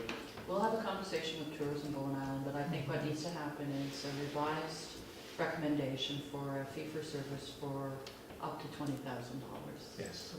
Yes, For 2020. And would you like a motion to that? Much Would better. you like a motion No, to that let's effect? just leave that now, it's deferred, Okay. and we'll deal with it. By all means, but thank you. We're gonna move on to 7.3. Raj Har has got the Chief Financial Officer, financial statements for the year.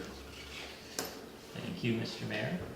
So you have before you the December 31st, 2018 financial statements that were audited by BDO. Those external auditors appointed by the municipality. In the auditor's opinion, as of December 31st, 2018, the financial statements present fairly the financial position of the municipality as of December 31st, 2018, its result of operations for the year, change in net financial assets, and cash flows. The draft financial statements were presented to and reviewed by the FAC Financial Advisory Committee on May 1st, and the Financial Advisory Committee recommended that the December 31st, 2018 financial statements be accepted by council, which is a resolution request in the report. So shifting over to the before we proceed with the financial statements, there'll be one small change made prior to acceptance, and that's the date on the management responsibility of the financial statements and on the auditor's opinion to May 13th. The draft copies say April 13th by accident, so it's been discussed with the auditors, and I'll have those in hand tomorrow. And moving forward, then I'm going to quickly go over the highlights of the financial statements. So the the statement of financial position, which is page 5 of the financial statements, shows that the net financial position of BIM improved by about $2.1 million over the previous year. The improvement is represented by an increase in the financial assets. The improvement represented in the increase in financial assets is primarily represented by the increase in portfolio investments, which is the third line in financial assets, by about $440,000, and an increase in non-financial assets, so essentially the assets of the organization, capital assets of the organization, by about $1.5 million, and that's increase is largely due to us having taken on Cove Commons as a contributed asset, and developer-provided assets comprised of Foxglove Road and some water and sewer infrastructure over at Snug Cove House. And then changing over to the statement of operations, which is page 6. Again, it's showing that the 2019 annual surplus was $2.1 million, or $80,000 higher than the budget provision. And just going to go over a few of the significant variances to budget. So we're looking at the revenues in the statement of operations. Essentially, our other fees and charges, which is the 4th line down, is about $380,000 of the variance there is due to the paving on Trunk Road, which was essentially paid for by BC Hydro and was not included in the budget. And our government transfers, which are basically the government transfers federal, which is about the 5th line down in revenues, is about 1.95 million less than budget, and that's primarily because the water treatment plant grant revenue that was originally anticipated to be recognized in 2018, because we recognize the grant revenues as we spend money, has been delayed, and so that spending is anticipated to incur in 2019 and 2020, so that's when we'll recognize the grant revenue. And we also have basically a new line in the statement of operations called contributed tangible capital assets. So we had about so the value of Snug Cove House and developer provided assets was just under $1 million there at $952,000. And return on investments was significantly higher than budgeted due to a higher return in the year, and also the grant funds we had gotten for Cove Bay were reinvested to earn interest on them. So we're actually earning interest on borrowed money, or grant funds that had been advanced to us. And then on the expenditure side, we have our expenditures are about $375,000 lower than what we had budgeted, and that was primarily due to vacancies across the organization. The manager of Parks and Environment was away for the year. We had a planning position that was vacant for part of the year, and a few other vacancies as well. And also the incomplete works on strategic initiatives that were carried forward to the following year.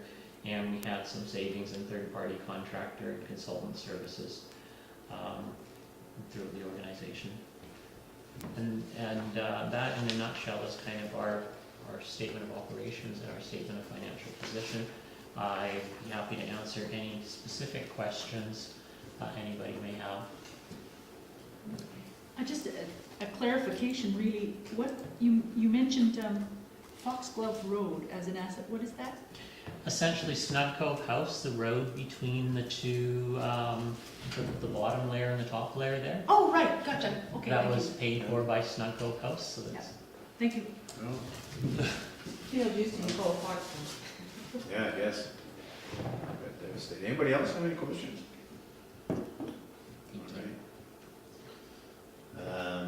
I would recommend the 2018 audited financial statements for Bowen Island Municipality be accepted by council. Second, okay. Rob, and any further questions? All in favor? Ready. Thank you, Raj. Thank you. Okay, Bob Robinson. Public Works Power Pole. This will be quick. I had a flurry of emails this afternoon from the hydro. Oh, good. It's not that good a news, but Allison had a million questions for me about why they need another pole, why didn't they use the pole going into the entrance. There's actually a transformer there, and that services all the single-phase power along the other side. They've moved the pole a little closer to the corner, and they're going to take out the pole, the new pole that they put in for Rondy's, you know, the one that I fought for the last 2 years. At the lock block wall. They're going to remove that, take the transformers off, and it's going to be a new pole the corner. It's still gonna be in front of the library, but then it goes underground, and then Union Steamship will have the transformer pad on their property, not our property. There's no other way of getting out of the pole. So we're switching it from that corner over in Yeah. front of the library, And basically. then taking all the transformers off it, And there's still a pole right by the sidewalk. right on the corner. Yeah. But you need that because you have to go down Cardina. You can't, and there's, so you can't put transformers on a pole in the corner Mhm. because the wire's going both ways. He actually made sense this time, so. But now we're gonna have 3 power poles in that 2. strip. No, because there's still one Yes. by the cherry tree. There's gonna be one by the cherry tree, one by Yeah. the power, and then, but one's gonna be closer to the cherry tree, not dead center of the whole system. How many feet did they move? Pardon me? How many feet did they move it? Oh, about 20 feet or so. Better. So, I'm just wondering about, how far will it be from the pole at the cherry tree in the corner? This seems like a quintessential council kind of question to ask, but I'm sorry about the minutiae, I It's- just, Like 15 to 20 feet. It's kind of silly to be there, but they have to take the power off the main. They run it down, they're gonna go underground to the Union Steamship, and then put the transformer pad there rather than having all the so they're transformers. gonna run it underground under the road? Yep, So you gotta tear up my go road back. again. So can I ask a couple of questions? One of them is, the Union Steamship's development permit, the original one, has a public right-of-way that comes off the boardwalk through the little lawn, and it There's comes, a sewer right away there, for the storm sewer. it's also a public right-of-way. Anyway, I can find it, I didn't bring the drawings with me, obviously, but part of the whole development permit for the marina was that public access and the view and the sort of entry and, Wasn't that the one? excuse me, viewscape to the old general store, as you approach the front of it from the boardwalk, was to go, ta-da, look at our beautiful heritage building, this is the centerpiece of the cove, and it's part of what, anyway, the beauty kind of focus point. And so what it sounds like Oh, is that I this agree. PowerPoint is gonna, Yeah. this power pole is gonna be right there. Right. So in, right in the line of sight of people as they walk off the boardwalk and through that little green section where the tents sometimes are. And secondly, this Snug Cove is in a revitalization development permit area. It's supposed to be about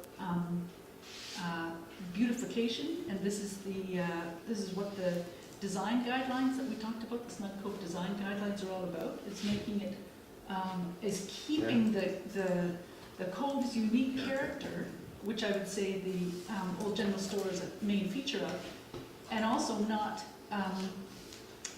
eroding it with other structures in the way. So for example, at the last advisory design panel meeting, we were talking about the TELUS building and their proposal to turn it into, cut down the trees and turn it into a very utilitarian metal utility building with a white roof. And so, you know, our struggles as a community to maintain the gateway to our community as the village in the park and the unique character of the cove, I sympathize. And so what I'm saying is, I still don't know if this is good enough, if it's still in front of the, do we have an option? So I asked Bob to bring this forward to council because it requires political pressure. As a utility, they're exempt from a lot of our rules and regulations, so we actually don't have a lot of authority or control over what they do. So really the only option now is to put political pressure on BC Hydro to see if they will yeah. come to play with us. Then I have two more things. These are things that could go in the letter, and I'm sorry to put you on the No, spot, that, Bob, I just want to make sure. doesn't it bother me in wasn't- the least. I want to make sure it hadn't already been discussed. And another one is our integrated transportation master plan and all the ideas about walkable village and getting around on foot. And if this is another power pole in the sidewalk, as I understand, then that's an issue for me. And the third thing I wanted to ask you about is the all that fill, the soil that's piled up at the bottom of lot 1. across from the school? Yes. Didn't that come from BC Hydro's? No, they hauled all that away. They hauled theirs away? 40 truck and transfers away into town. Thank you. Okay, so the other fill is from something else that's Yeah. there now. Okay, I wanted to make sure all that was cleared up. Yeah, no, Before it rained, it was all done and BC signed off. Yeah, okay, because I know on many occasions, BC Hydro has worked with the community, for example, the Yeah. paving of the hill, Mhm. putting power lines underneath, underground, down, whatever that road is that comes down from Dorman Yeah. Road. And I just would love to help find a way to make this better as well. I don't quite understand why it can't all be on the proponent's property, but is that because it's not in the power line? Yeah, they have to get the power line from the top down and underground to their, the original concept was they were gonna put a big transformer pad there, and that got moved, and a bunch of other things, and the pole got moved a little bit, so Could it be, or is it possible that it could be above the lock block wall on that side? Because that's still Rondy's property across. they still have to get power, the main power, across the road somehow. So they have to go from a power pole down, because they want to put it underground, to his property. So there has to be a pole somewhere, and Yeah, I'm just wondering if it could be the other side of Cardina. I've asked that, and they said no. They're actually gonna remove that pole. Yeah, I heard. So, You're gonna remove the one in the corner?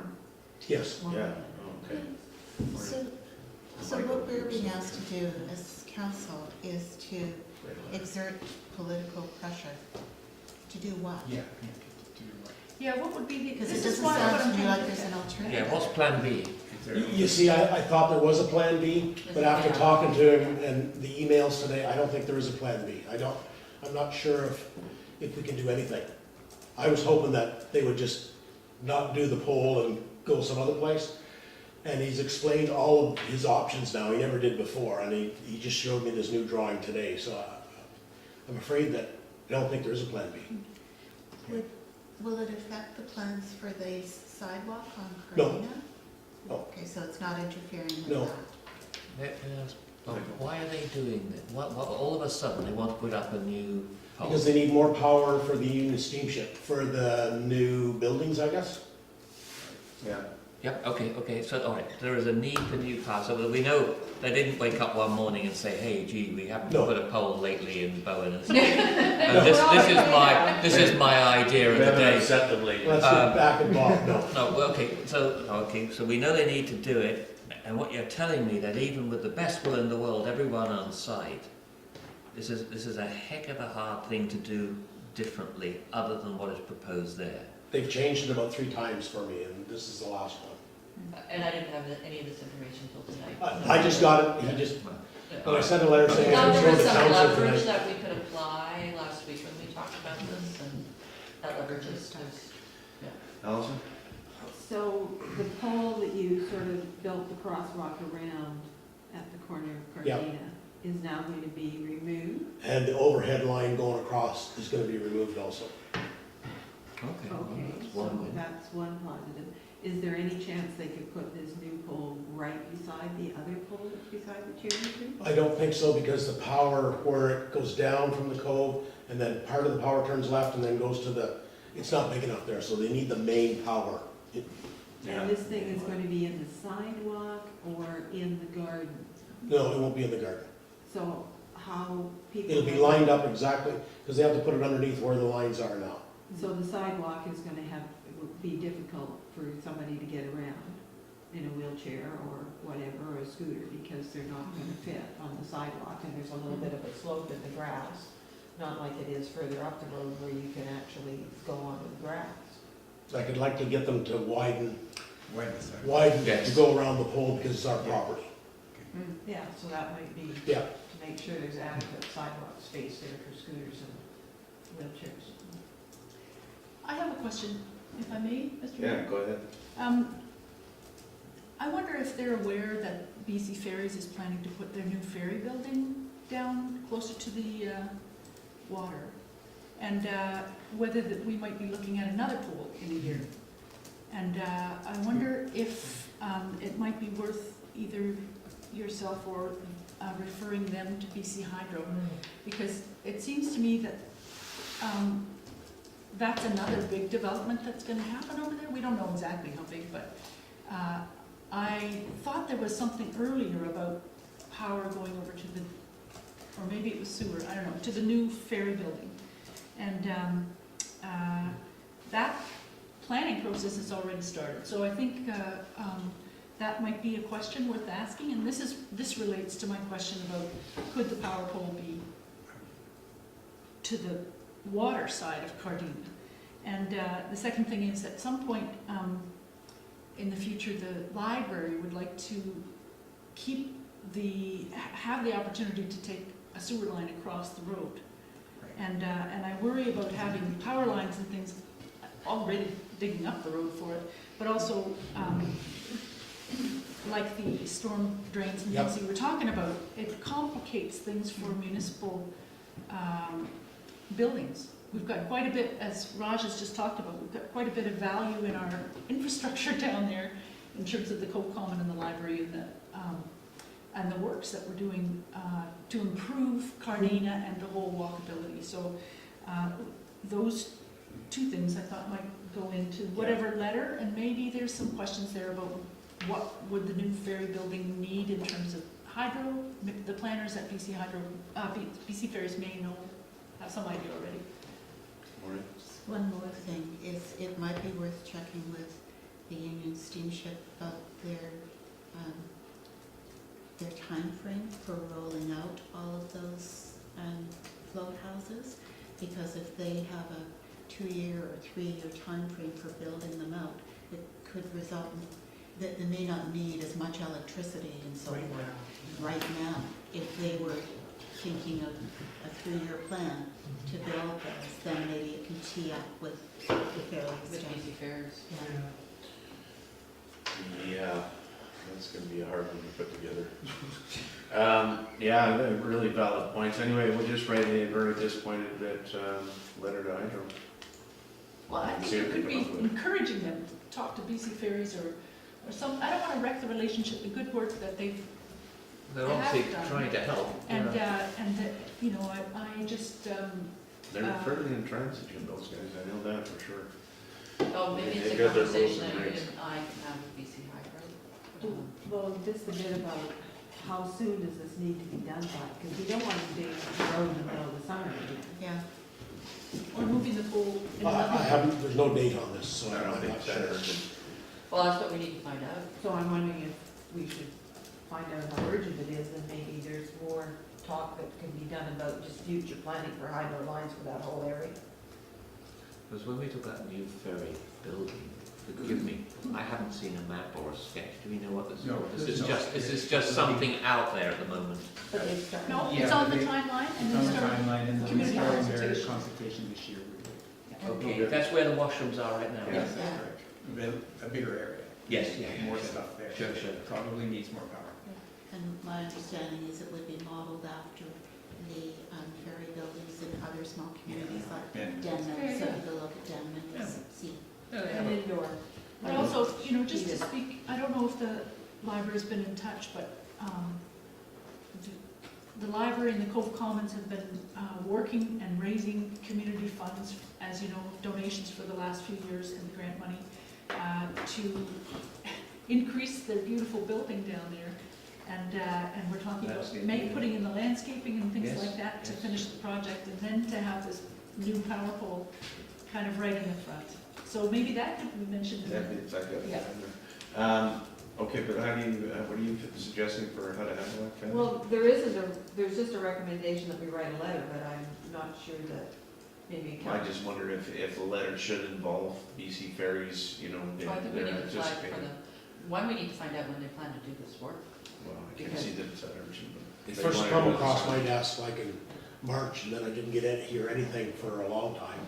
And then Rondy sent me a sketch, a new sketch, and then I wrote another letter or an email to him. And then finally I got this today, so. I hope if you've captured sort of the high-level points that were here, we can work on a letter to them. And I'll also talk to Sherry Muir, who's the Community Relations Manager for BC Hydro, and just go WTF. So rather than Yeah, a that's what- recommendation, just Yeah, maybe just leave it with us. We've captured, I mean, we have some really good arguments here. One of them being DC Ferries, the other one is, will, the Union Steamship Company will be phased that they're putting therein, so can they hold off putting it in until maybe there's synergies with BC Ferries and the work that they're undertaking? and who knows what else. Yeah. If, Are they looking at a high-level plan and not For just the a whole piece? area. do you want to have the resolution that we do write a letter in case all this stuff falls through? Well, maybe the council request staff to express council's dismay at their plan. Oh, I like And, that. to try and, find a better solution. Yeah, So let's just change the word, it's objection to, yeah, it's dismay about. yeah. Well, I don't want to just write a letter, I want to Disappointment. No, give just, staff, Yeah. that they can phone up Jerry and say, look, yeah, yeah. yeah, Because letters just go in the yeah, pile. yeah. No, what Councillor Morse just said. Express council's dismay Express. at the proposal. And try and find a better solution looking forward to the long term. Yeah. Do you want to write a letter if required, or? do we No, write the I letter think and- what we will Okay. do is, I will contact Jerry, Bob can contact his contacts at BC Hydro, and maybe we'll report back at the next council meeting. Okay. If- Did somebody contact the BC Ferries? Yeah, we can do that as well, Yeah. and find out what their, What their timeline looks like, because then. yeah, and have they been in contact with BC Hydro? Would you like me to read that? Would you like me to read that? Yes, please. You all looked at me very confused. We're all tired. That council directs staff to write a letter to BC Hydro expressing council's dismay regarding the proposed installation of an additional power pole within the municipal right of way on Bowen Trunk Road in Stoke. If you Could you say the location, dismay at the location of that pole? Because it's not power that we have trouble with, it's the particular location. The proposed location? Yeah, And it's not that, that staff write a letter, but maybe staff communicate with BC Hydro. and the mayor writes it.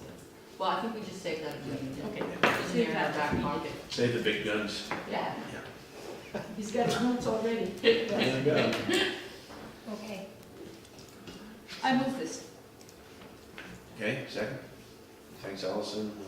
Any further discussion? All in favor? Thank you. Thank you. Thanks very much, Bob. We're gonna move on to Jen McGowan. You saved the best for last. We sure did. Yeah, Bob's gonna cry and Oh, sorry, who seconded that?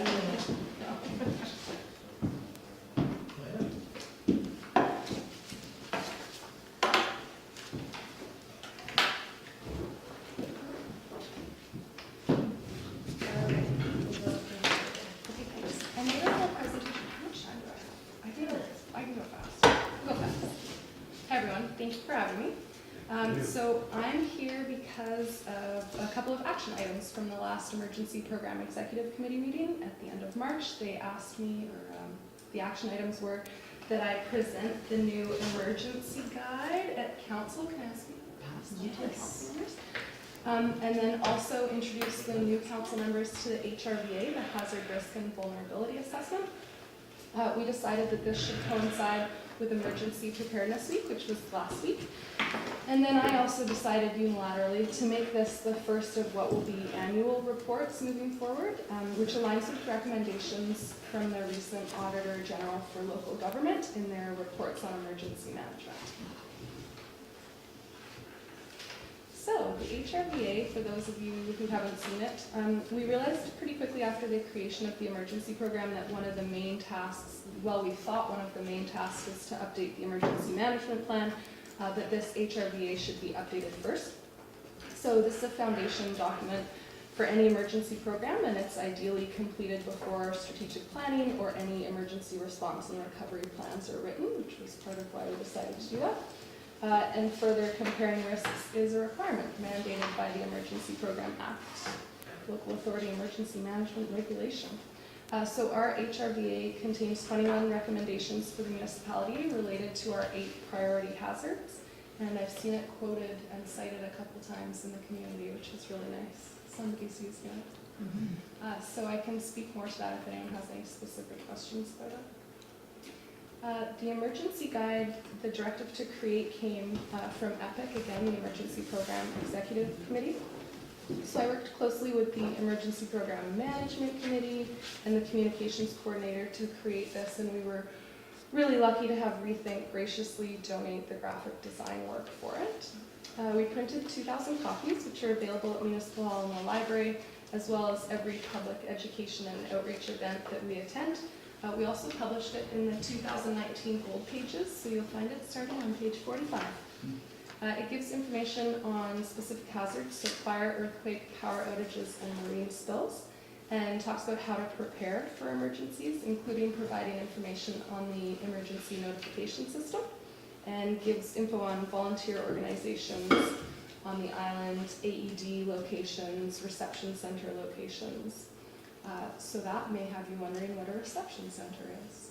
So one of the main volunteer organizations that's part of the emergency program is Emergency Support Services, and they provide food, clothing, lodging, and specialized services, for example, pet care, emotional care, family reunification, to people evacuated from their homes, as well as, importantly, to first responders arriving in the community to assist.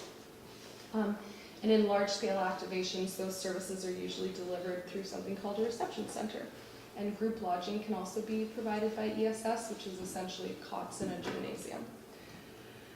So since 2017, we've secured approximately $50,000 in grant funding for the development of this program specifically, and used it to purchase, in large part, supplies and equipment. So we bought a trailer for storage that can be easily relocated as needed, and outfitted it. So we now have generators, water purification methods, there are cots, bedding, displays and signage, tables and chairs, tents, incident command system, vests, radios, comfort kits for evacuees, and I could go on. If anyone wants to see the inventory, I'm happy to share. We also put on an extensive amount of training. So since the program's inception in early 2017, we've offered 7 different courses specifically through Emergency Support Services. And those instruct volunteers on how to activate a reception center, how to register an evacuee. We've done courses on emotional care and disasters, first aid, and put about 100 people on the island through various training. We also have our core volunteers taking online courses and training off island, and approximately 15 individuals have taken advantage of those opportunities. And we used some funding to send the Emergency Support Services Director and an alternate to a ESS workshop on Vancouver Island. So this is not the only volunteer organization we have. There's ESS, obviously, but we also have a network of volunteers assisting with maintenance of over 20 public AEDs across the island. There's an emergency communications team who are proficient in amateur radio communications, but also well-trained in other aspects of emergency management, so that to enable flexibility and allow us to utilize them in emergencies where standard methods of communication are still available. Grants have also been used to support that group or those goals. We purchased additional radios and a pack door system, which allows us to send email via amateur radio. And then finally, the neighborhood emergency response people. We expect that in a large-scale disaster, the most immediate help is going to come from those closest to you. So this program aims to encourage neighbors to organize in advance of an emergency so that they know what to do, who to check in on, and what resources already exist in their sub-communities. Something that has been taking a lot of time lately is FireSmart. So, yes, we have this out to the council members. Yes, of course. And FireSmart is all about living with and managing for wildfire on our landscape. The program actually consists of 7 disciplines. They are education, vegetation management, legislation and planning, development considerations, interagency cooperation, cross-training, and emergency planning. So the FireSmart initiative on Bowen is all about 2 of those, education and vegetation management at this time. The aim is to help property owners understand the steps that we can take, individuals and communities, to reduce the susceptibility of buildings and property to wildfire. So these steps can include everything from regular yard maintenance to making large-scale changes during renovation to your roof or siding. But the idea is to help people understand that there are things they can do to protect their homes. It's been very time consuming of late because we're currently rolling out the 2019 Fire Smart program, as I hope you know, which is supported by a $25,000 grant from the province. The plan for next year is to apply for that grant in order to update our community wildfire protection plan. And of note, if you haven't heard already, Bruce Blackwell, who wrote Bowen Island's community wildfire protection plan, is coming back to the island for the last time this year on June 20th. So if you haven't been able to make one, I really suggest you go. They've been good. It's good, yeah. It's very good. So what's next for the emergency program? Continue with all the ongoing projects and supporting the teams. We're going to conduct an ESS exercise with all the new equipment in late 2019. I'm currently administering 4 UBCM grants. UBC is not reopening these funding streams as far as we know at this stage, so the one exception is Fire Smart, but those are expected to be completed at some point. So Fire Smart, or the community resiliency investment, will continue on, and like I said, we plan to use that, or I plan to apply to use that to update the community wildfire protection plan. Really need to update the emergency management plan. We made quite a bit of progress on that, but it's been stymied by all the grant work. We're working on an evacuation plan, so the consultants have been engaged and planning has begun for that. Yeah, and then I'd like to increase the NERP engagement and revive that program. I forgot to set a timer, but I think that was awesome. That's great. Does anyone have any questions? Learning about the, thanks Jim, the Fire Smart I went to last year was really impressive and quite frightening.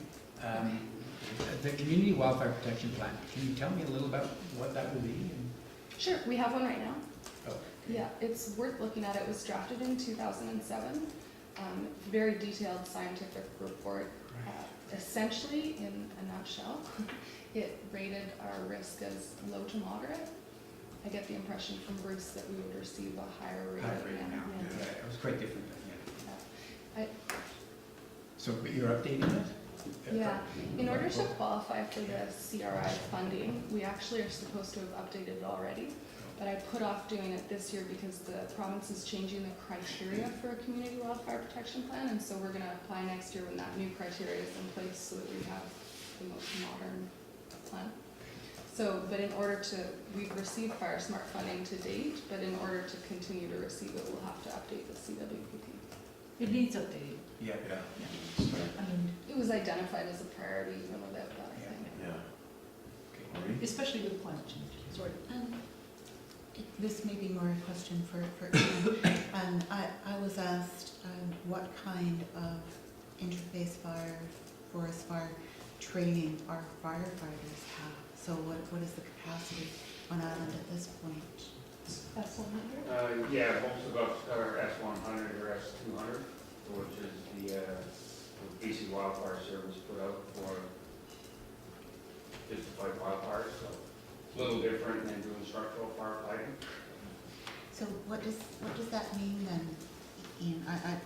What would a lay It's a person? basic wildfire suppression training course. Yeah, basically instead of where we hook up to a hydrant, we carry a lot of portable pumps so we can set up a bladder, go from a bladder, water source, go from a creek, go from an ocean, go to any water source. A lot smaller hoses. These pumps are extremely powerful, so they can push the water up hills quite a bit. So. Okay. And all of our volunteer firefighters have that training, or most of them? I'd say probably 50% now. We've had some new hires this year that haven't had that yet. A lot of our older guys have had it for quite a few years. Every 2 years we bring someone from Shellback Fire Base over to recertify us all. Thank you. Anybody else? Allison?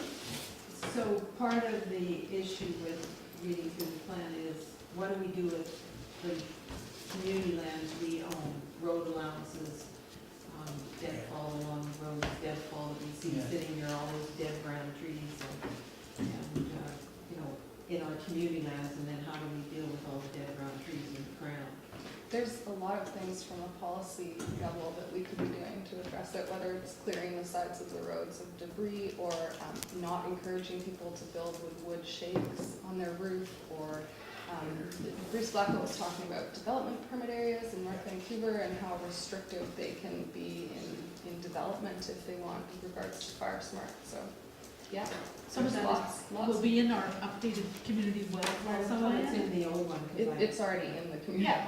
part. but that was the other thing, is there's one section in that in the old one which recommends that we get the special exemption added to for the building code, that we have to have fire rated roofing when we build, which I think we should be doing.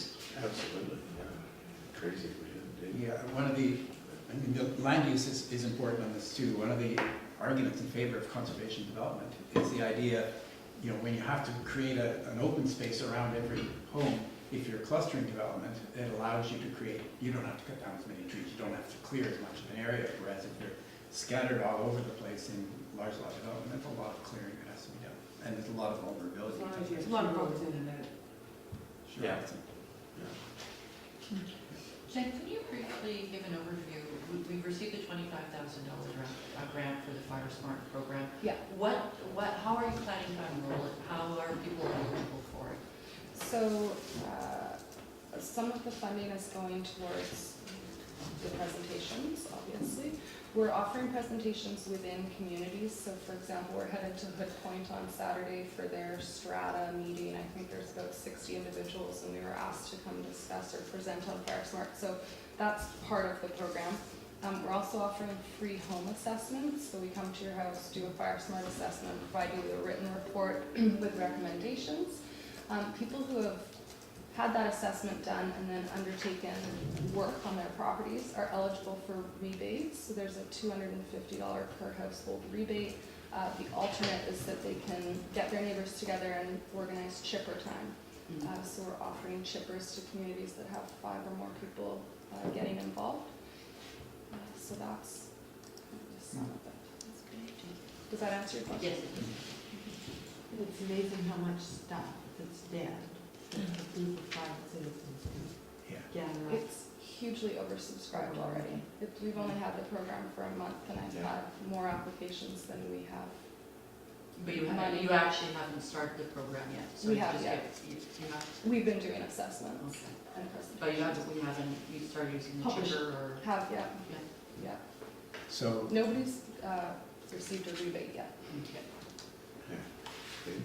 it's a chipper question, but I can ask you later.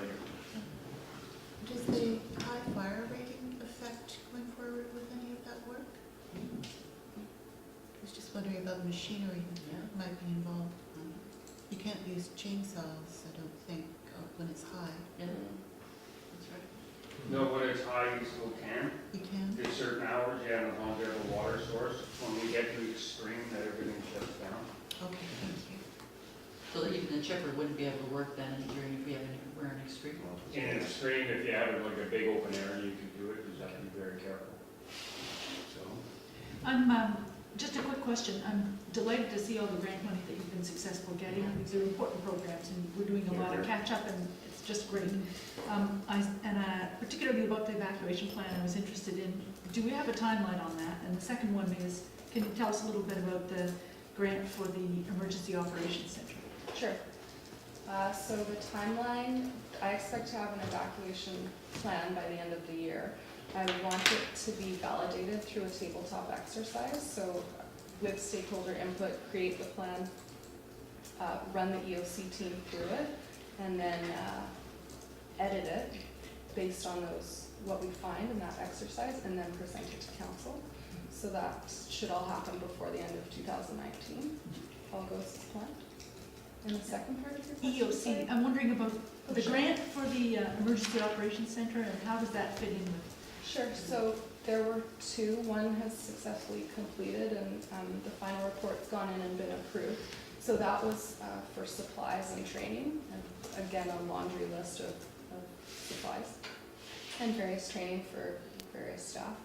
The second EOC grant that was approved but hasn't been spent yet is mostly for the generator for the Emergency Operations Center at the fire hall. And then I kept a small piece aside to run that tabletop exercise for the evacuation plans. Okay, thank you. No problem. Anything else for Jen? Thank you. Thank you very much. Great job. I really like your idea of reporting to council annually to keep us up to date and remind us. And that's great. Thank you very much. Thanks. Good job. There is a recommendation associated with Jen's report. I move Oh, yeah. that council receive for information emergency program coordinators update January 2017 to 2019 report dated May 13th, 2019. Second. Okay, and no further discussion. All in favor? Thank you. Lost their audience. Hey, Jen. New business. David Hawking, Metro Vancouver. Oh, right. We had, so I could report, yeah, there was a couple of issues at the board meeting on April 24th that concern us, but they're kind of technical. We have in Metro Vancouver 2040, there's a greenways plan, which has us involved in it. There was also a couple of environmental policies in here. They're all being reviewed, and so I deliberately questioned to make sure we'll be in any kind of consultation, and we will. And that's really important from the logging stuff that I can use. There's some policies in here that I use that are really quite important. Then there was a planning retreat at Harrison for the weekend, and it was really quite an interesting experience. The board, as everyone knows, there's all kinds of new members of the board, and some of the meetings were somewhat, well, almost dysfunctional, going on for when Rob was at one for 4 hours. And the big concerns from a whole lot of folks was property taxes, because property taxes were going up and seemed enormous.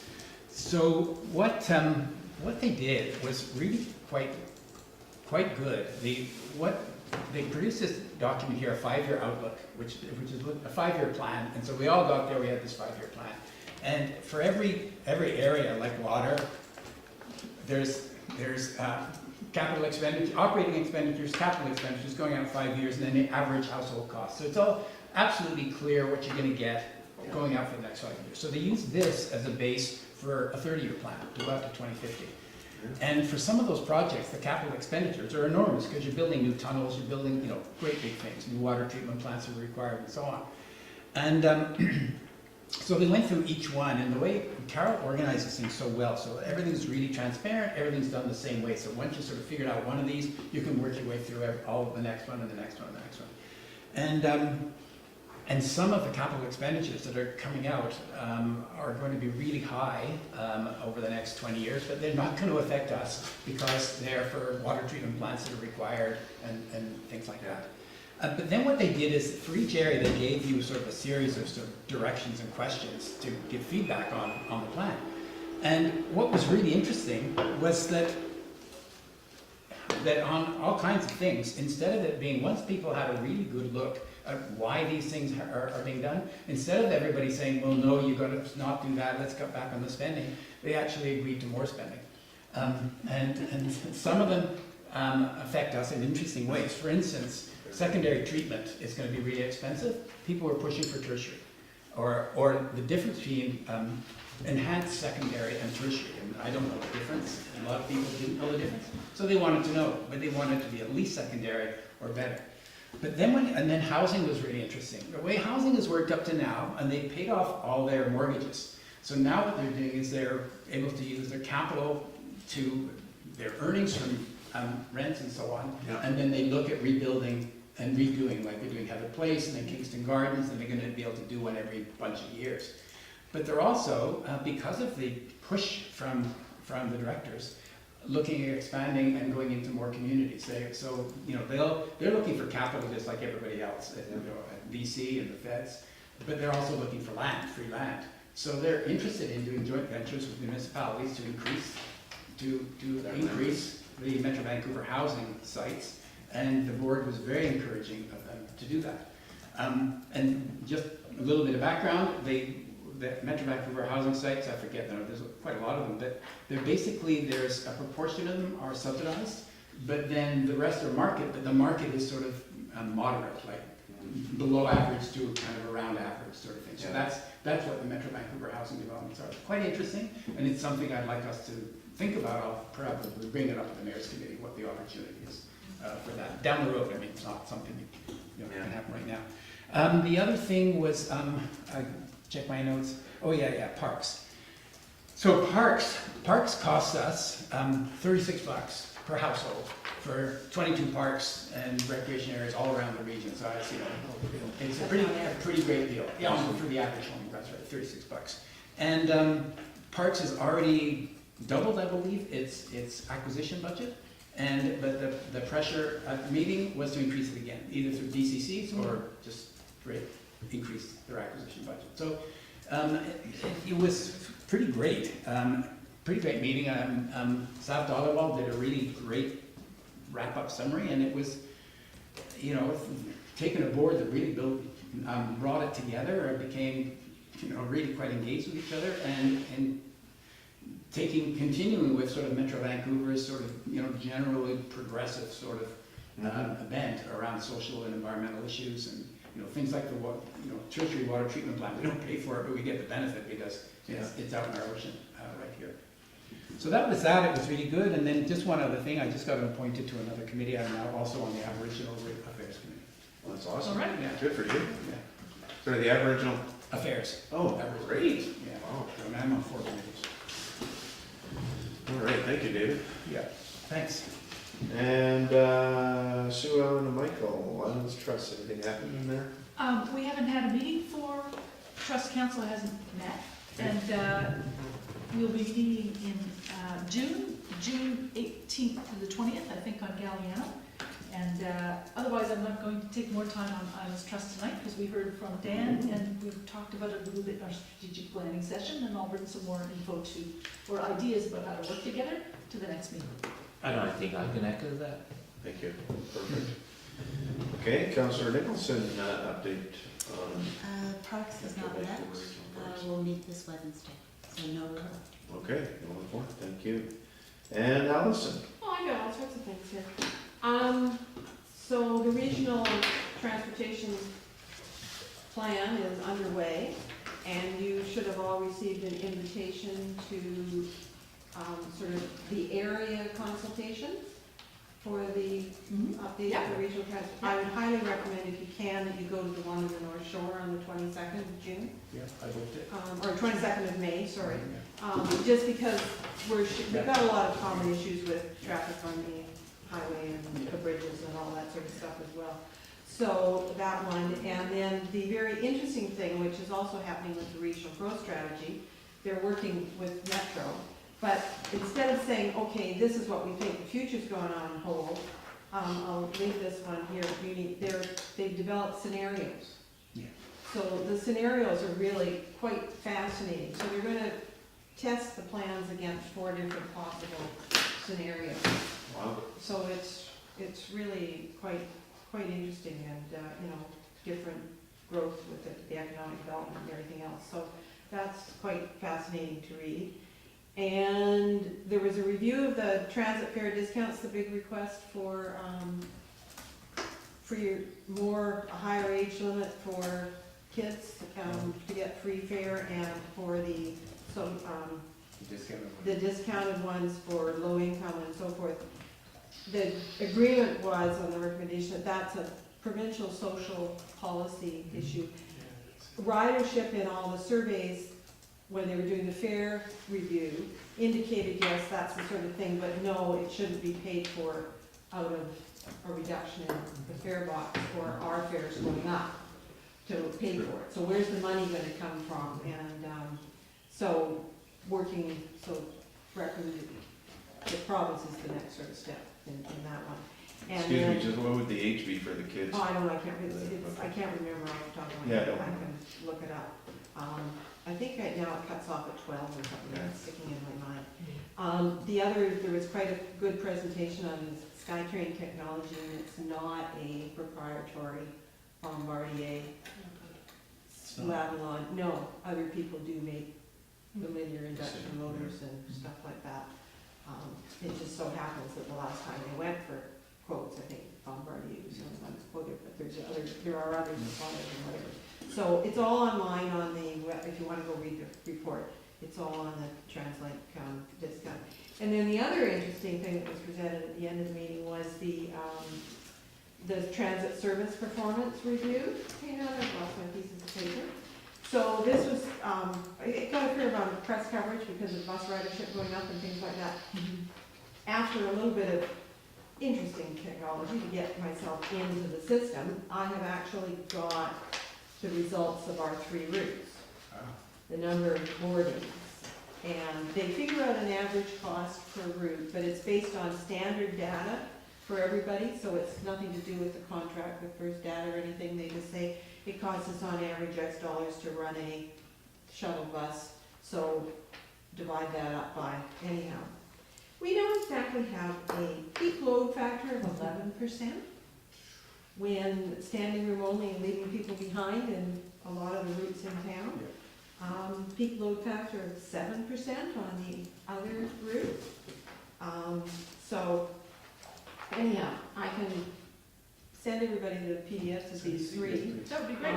It's really, it's quite interesting, average cost per boarding and all that kind of stuff. It's statistics for those of us that like statistics. And some of us do. And the whole report, if you just go in and type in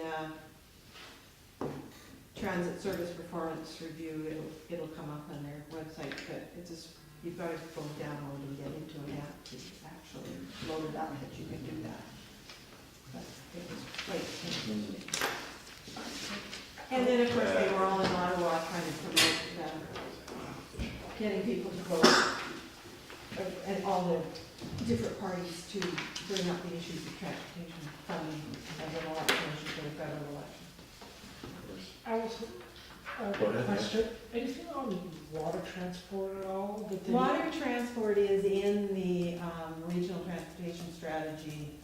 Is one of the things that will get looked at, but more when they get into the second and third. There's a whole timeline phase, so it's not going to happen this year. Looking at the What's that timeline look like?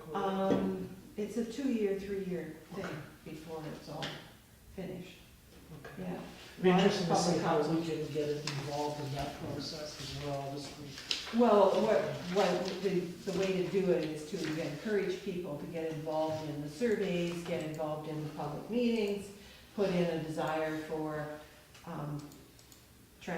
marine transportation to the Seabus terminal or to downtown Vancouver, so that,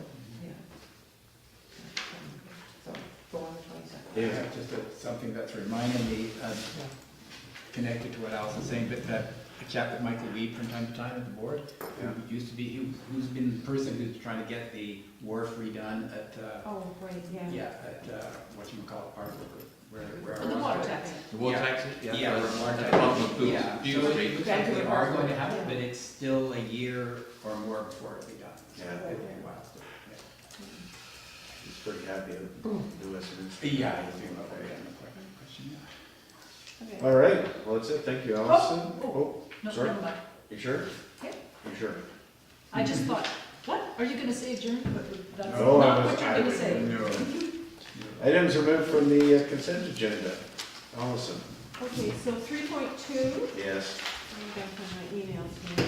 Have you got the email that Daniel sent? Yeah, with the so change? it's just a really small change in the recommendation, in the first whereas, just after, so whereas council directs staff to prepare an application to Union of BC Municipalities for grant funding from the Housing Needs Report Program. For In grant the text or in the funding, for grant resolution? funding is the clarification. In the resolution? In the Yes. recommendation, Yeah. yeah. And then the rest remains the same. And then then there's a change at the last, therefore, be it resolved that council confirm its willingness. to Oh, yes, provide- sorry, that's one more, yes. Two more. I moved that, And I'll as second it. amended. I'll second it as amended. Well, you don't need to amend it, we've amended it. Okay, sorry, I won't. You'll leave it as it was. All in favor? Happy to move things along. That's right. All in favor? Thank you. Okay, and, yeah, 3.4. I'm not moving that. Oh, I move that bylaw number 469, 2018, cited as Bowen Island Municipality Traffic and Use of Streets bylaw number 133, 2005, amendment bylaw number 469, 2018, be finally adopted. Second. Further discussion? All in favor? I Opposed? think it's passed. Opposed? 1. One in opposition. And, What's that? that's almost it.